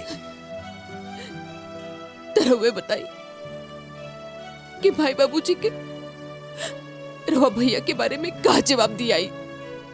अरे वो तो कबो बर्दाश्त ना कर सकिए, कबो बर्दाश्त ना कर सकिए बात के। हे भगवान, एक कवन मोड़ पे खड़ा कर देला हमके, एक कवन परीक्षा लेता रहा। ए भाई, खुशी के माहौल में चुपे रहला में भलाई बा। कुछ दिन और लोग के भ्रम में जिए दिहल जाओ। बस पायल के शादी हो जाए, फिर देखल जाए का करे के बकाना। हाँ भाभी,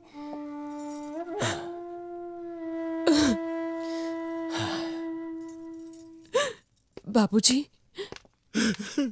बाबूजी, इली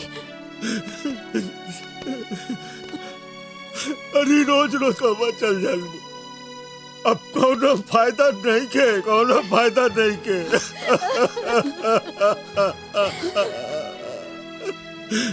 हमार मोहन आई, हमार दिल,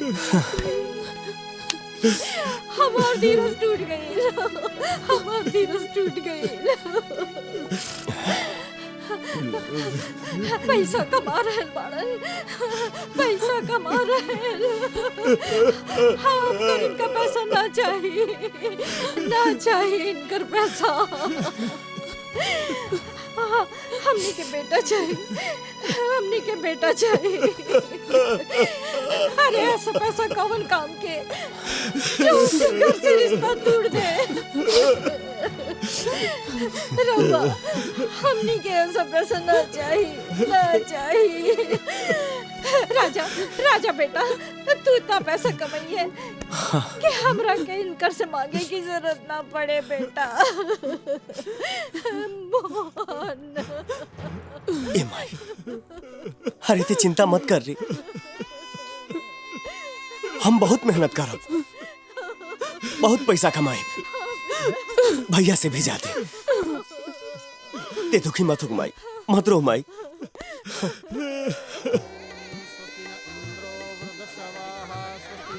राधा, आओ। बाबूजी, ए बाबूजी, यही राधा। खुश रह, खुश रह, खुश रह। ये हमार माई ही है, और यहाँ के हमारे गांव के मास्टर आइन गंगा जी। आवा, आवा लोग आवा।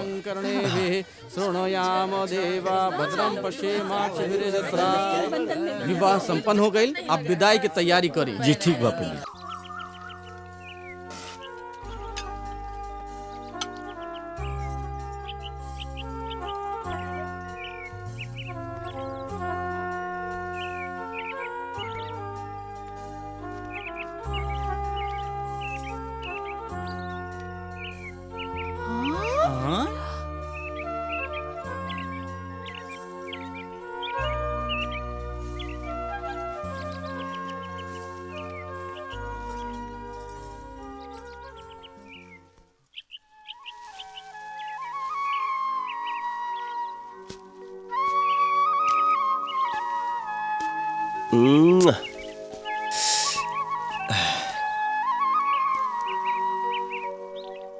हे भगवान,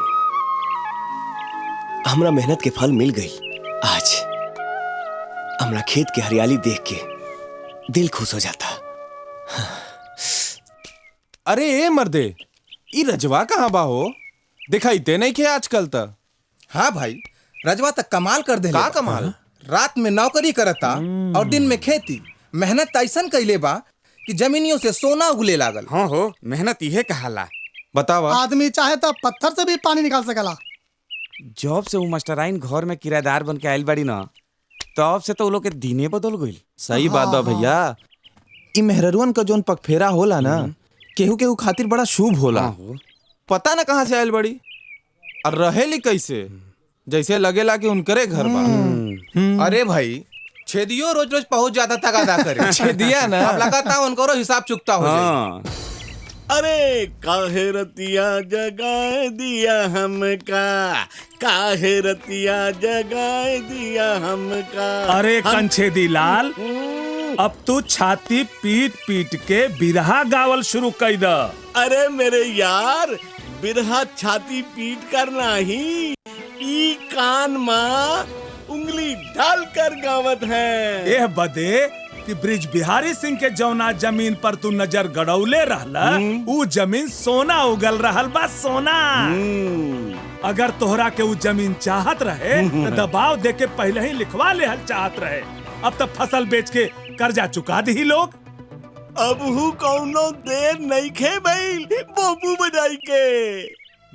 अरे ई कंछेदी लाल, कर्ज देवे जानत है तो कर्ज लेवे भी जानत है। अरे इतने सारे जो हम कबूतर पाल रखी, वो कब काम आई? अरे फसल घर तक पहुंची तब ना कर्जा चुकाई लो।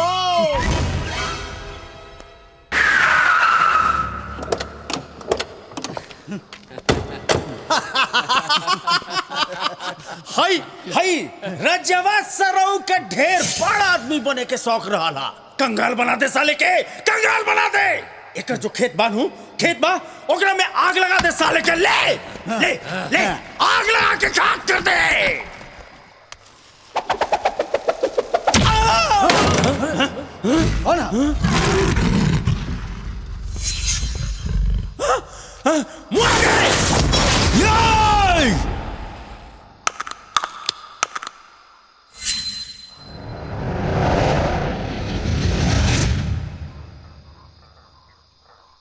दिखताले जा।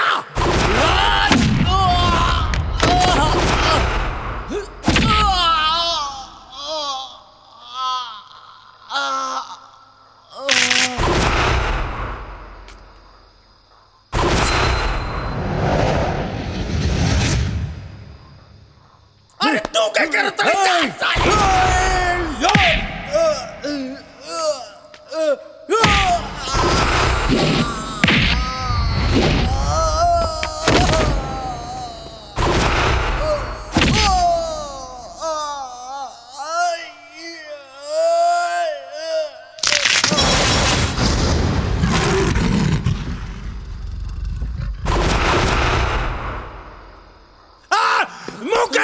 जाके काट के फेंक दे।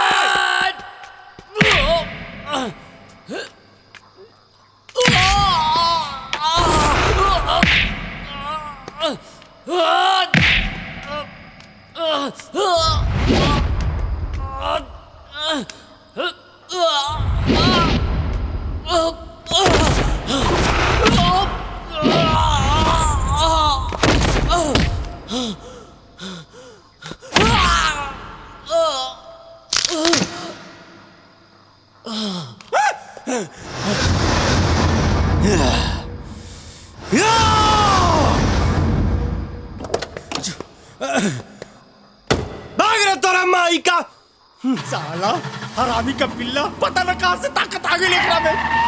आई रहा साले खेत जलावे, फट गई साले।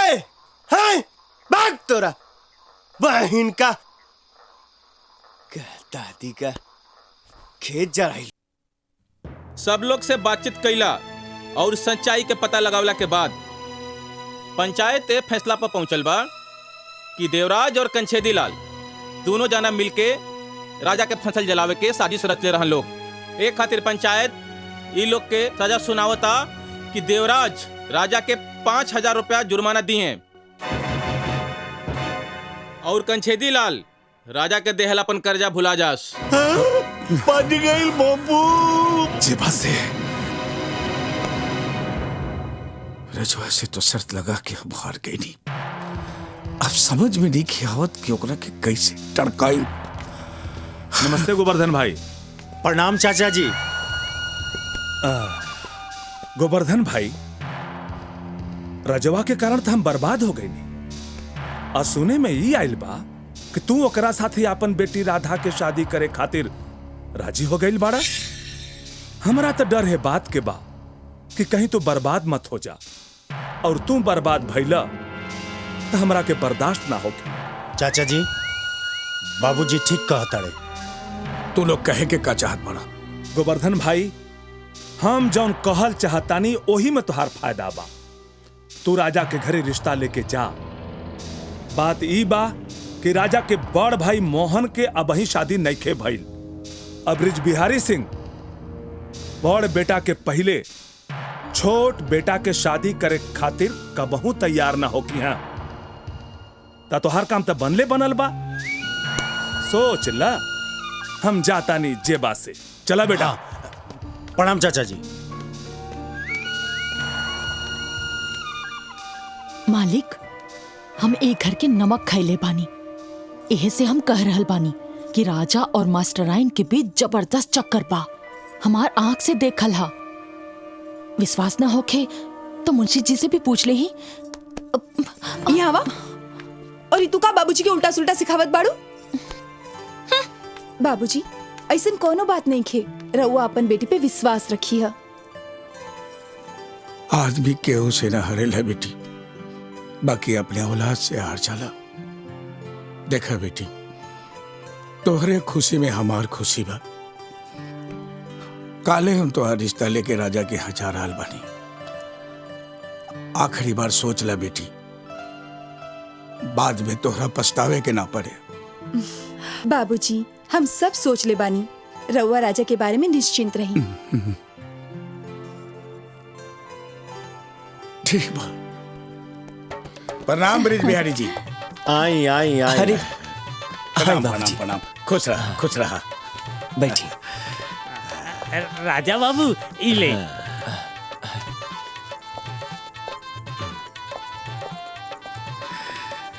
रउआ लोग के तो मालूम है कि हमनी के काहे के आयल बानी जा। देखी, बेटी के खुशी से बढ़ के एक बाप के लिए और का हो सकेला। हमनी के भी तो इहे चाहत बानी जा कि दोनों के जोड़ी प्रणाम सजे। प्रणाम। अब देरी कौन बात की? पंडित जी के बुलाई, दिन निकलाई। देखिए गोवर्धन बाबू, हमनी के गरीब जरूर हैं जा, बाकी रीति रिवाज संस्कार परंपरा के तो ना नु तोड़ सकिले। बड़ा बेटा के बियाह के पहले हम छोटा बेटा के बियाह करब तो दुनिया समाज परिवार का कही है। और हमार मोहन सोची है कि हमार बाबूजी हमरा के त्याग देलन। देखी ऐसन कठोर निकलल कि बहन के ब्याह में भी ना आइल। भाई से स्नेह हो तो ओकरा ब्याह में जरूर आई, और जब आ जाई तो ओकर भी ब्याह कर देहल जाई। बस ओकरा के बुलाए के एक ही उपाय बा, राजा के शादी। यहाँ के ठीक कह रहल बनी। कोनो बात नहीं के 15 दिन बाद के मुहूर्त निकलल जाए का राजा? अच्छा तो हमरा के इजाजत जी। ठीक बा। प्रणाम। अच्छा राजा, गाड़ी तक छोड़ावा। जी बाबूजी। नमस्ते। अच्छा चला तनी। गंगा, हम तोहरा से विनती करत बानी, हमरा बेटा मोहन के हमरा तरफ से एगो चिट्ठी लिखा। तू तो औरत हो, एक माई के दिल की बात जरूर समझबू। लिखा, बेटा हमरा से कोनो गलती भइल होके तो हम तोहरा से हाथ जोड़ के माफी मांगत बानी। घरे चलाओ, तारा बिना सब सुना बा। बाप महतारी खातिर बेटन से बड़ कोनो राजपाट ना होके। कोनो ऐसन दिन ना होई जहिया हम तोरा राह देखे खातिर बस अड्डा पे जाके न खड़ी होगी। हम माई हैं बेटा, माई। माई के ममता कनो हाट बाजार में ना बिकाए, सामने रहबा तब ही तो मन की बात कहा। अरे जब तक गाय अपन बछड़ा के ना देखे तब तक ओकरा थान से दूध ना उतरे बेटा। तू तो बहुत बड़ हो गई बाड़ा, कमाए लगला,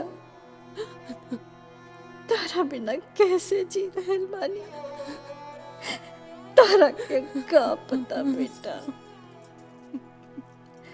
तारा छोट भाई राजा के शादी तय हो गई बा, बहन की शादी में ना आ सकेला। भाई से प्यार होके तो चलाइए, नहीं तो तहार मर्जी। हमरा हाथ में बटले का बा।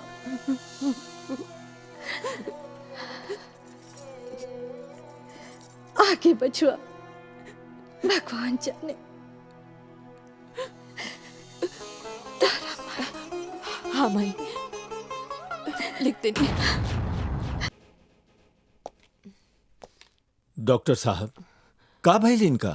एक्चुअली घबराने की कोई बात नहीं है, इन्हें आराम की जरूरत है। ये माँ बनने वाली हैं।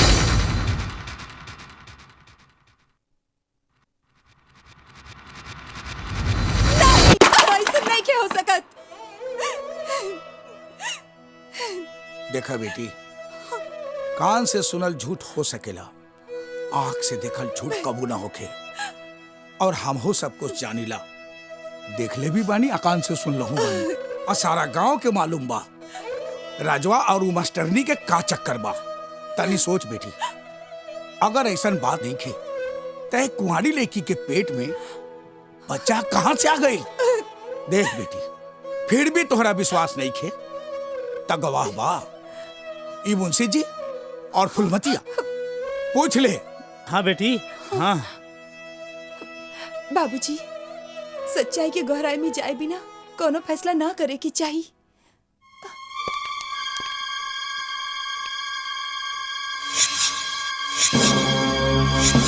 अब आइल बा ऊंट पहाड़ के नीचे, ऐसन मौका फिर कबो ना आई। चल हमरा साथे और पूरा गांव के लेके चल। जाए से पहले बता के जा, तोहरा पेट में के करंस बा? हाँ, तोहार शादी भइल बा? अगर भइल बा तब बताव, तोहार पति के बा? हाँ, यदि ना भइल तो एकर बाप के हा? अरे केहू से तो प्यार मोहब्बत होई। अरे बोलत काहे नहीं की? अरे हमें अचरज के का बात बा? इनकरा पेट में केकर बच्चा बा ई पूरा गांव जानत बा जेबा से। दोसरा के शिक्षा देवे वाली मास्टराइन का चरित्र इतना गिरल होखे त जेबा से ना समझ लोगन के का कहाई। देवराज सिंह, सोच समझ के बोला, तोरा पता बा कि तू का बोल रहल बड़ा? इतना भोला बने के कोशिश मत करे राजा। तोहार और ई मास्टराइन के इशक के चर्चा केकरा से छुपल बा जेबा से? देवराज, अपनी 1.5 गज के जबान लगाम में रखा, नहीं तो जड़ से उखाड़ दे। कोई भी बात बोले से पहले सच्चाई जान लेबे के चाहिए। एकरा के कहाला खिसियानी बिल्ली खंभा नोचे। तू ही बतावा, नहीं तो मास्टर ने बता देस कि केकर तोहफा ही अपना पेट में लेके घूम रहल बाड़ी जेबा से।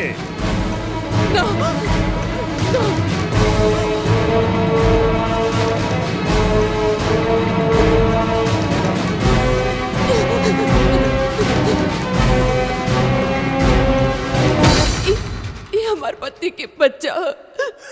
आई देखा, जुबान खुलबो कइल तसली बातें ना निकला। पति के हक कह देला से काम ना चली। पूरा गांव के सामने कबूलो कि केकर पाप है जेबा से, नहीं तो ये गांव में ना रह पैबू। ई पति के ह त उनकरा कौनो नाम तो होई।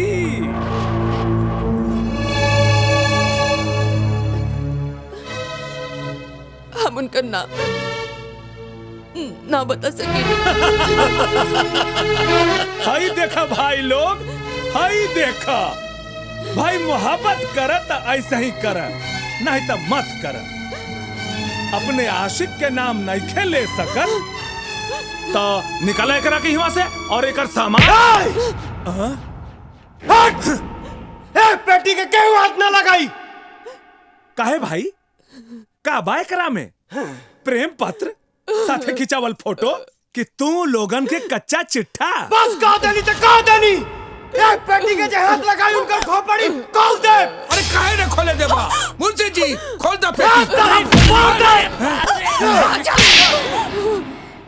ठहरा लोग, हम खोला पेटी। नहीं, हमें पेटी क्यों के ना खोले दे, ना खोले दे। राजा, इस सब लोग के सामने तू अपना आप के इनकर आगे काहे बेइज्जत करा रहा बड़ा?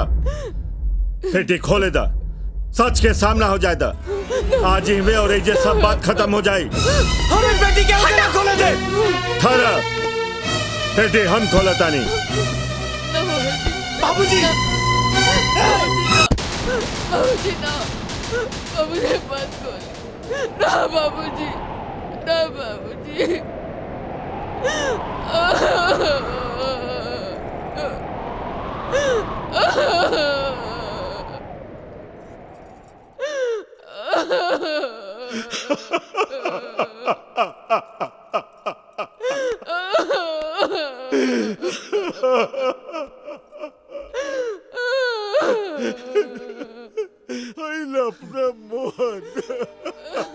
माई,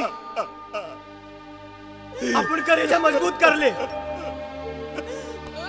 जकरा के ते मास्टराइन का के बुलावेलिस ना, वो और केहू नहीं, वो तोर बड़की पतो ही अरे हमरा भैया के मेहरारू और हमार भाभी। माई, भैया हमें दुनिया में नहीं का।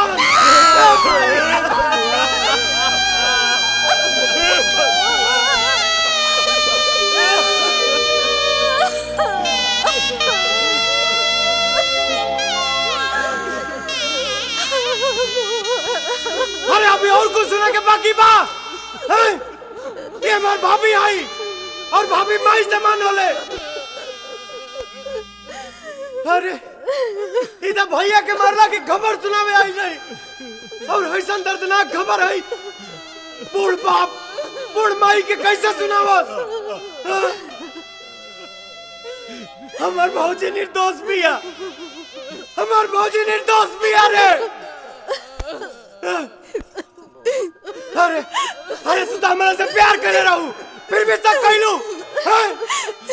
राजा, हमरा के माफ कर दे राजा, थोड़ी देर खातिर हमार विश्वास डगमगा गल रहे। माफ कर दे।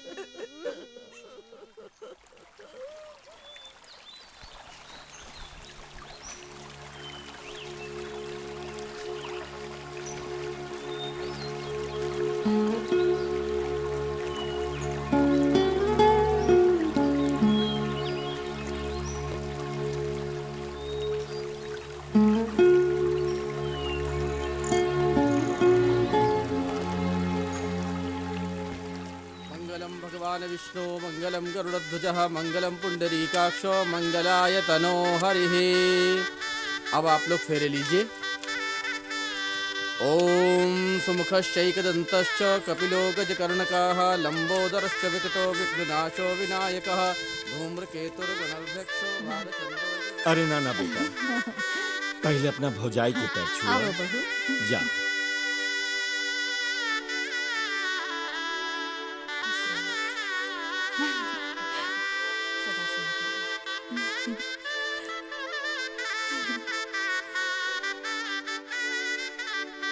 यह बा हमार समाज में देवर भाभी के पवित्र रिश्ता।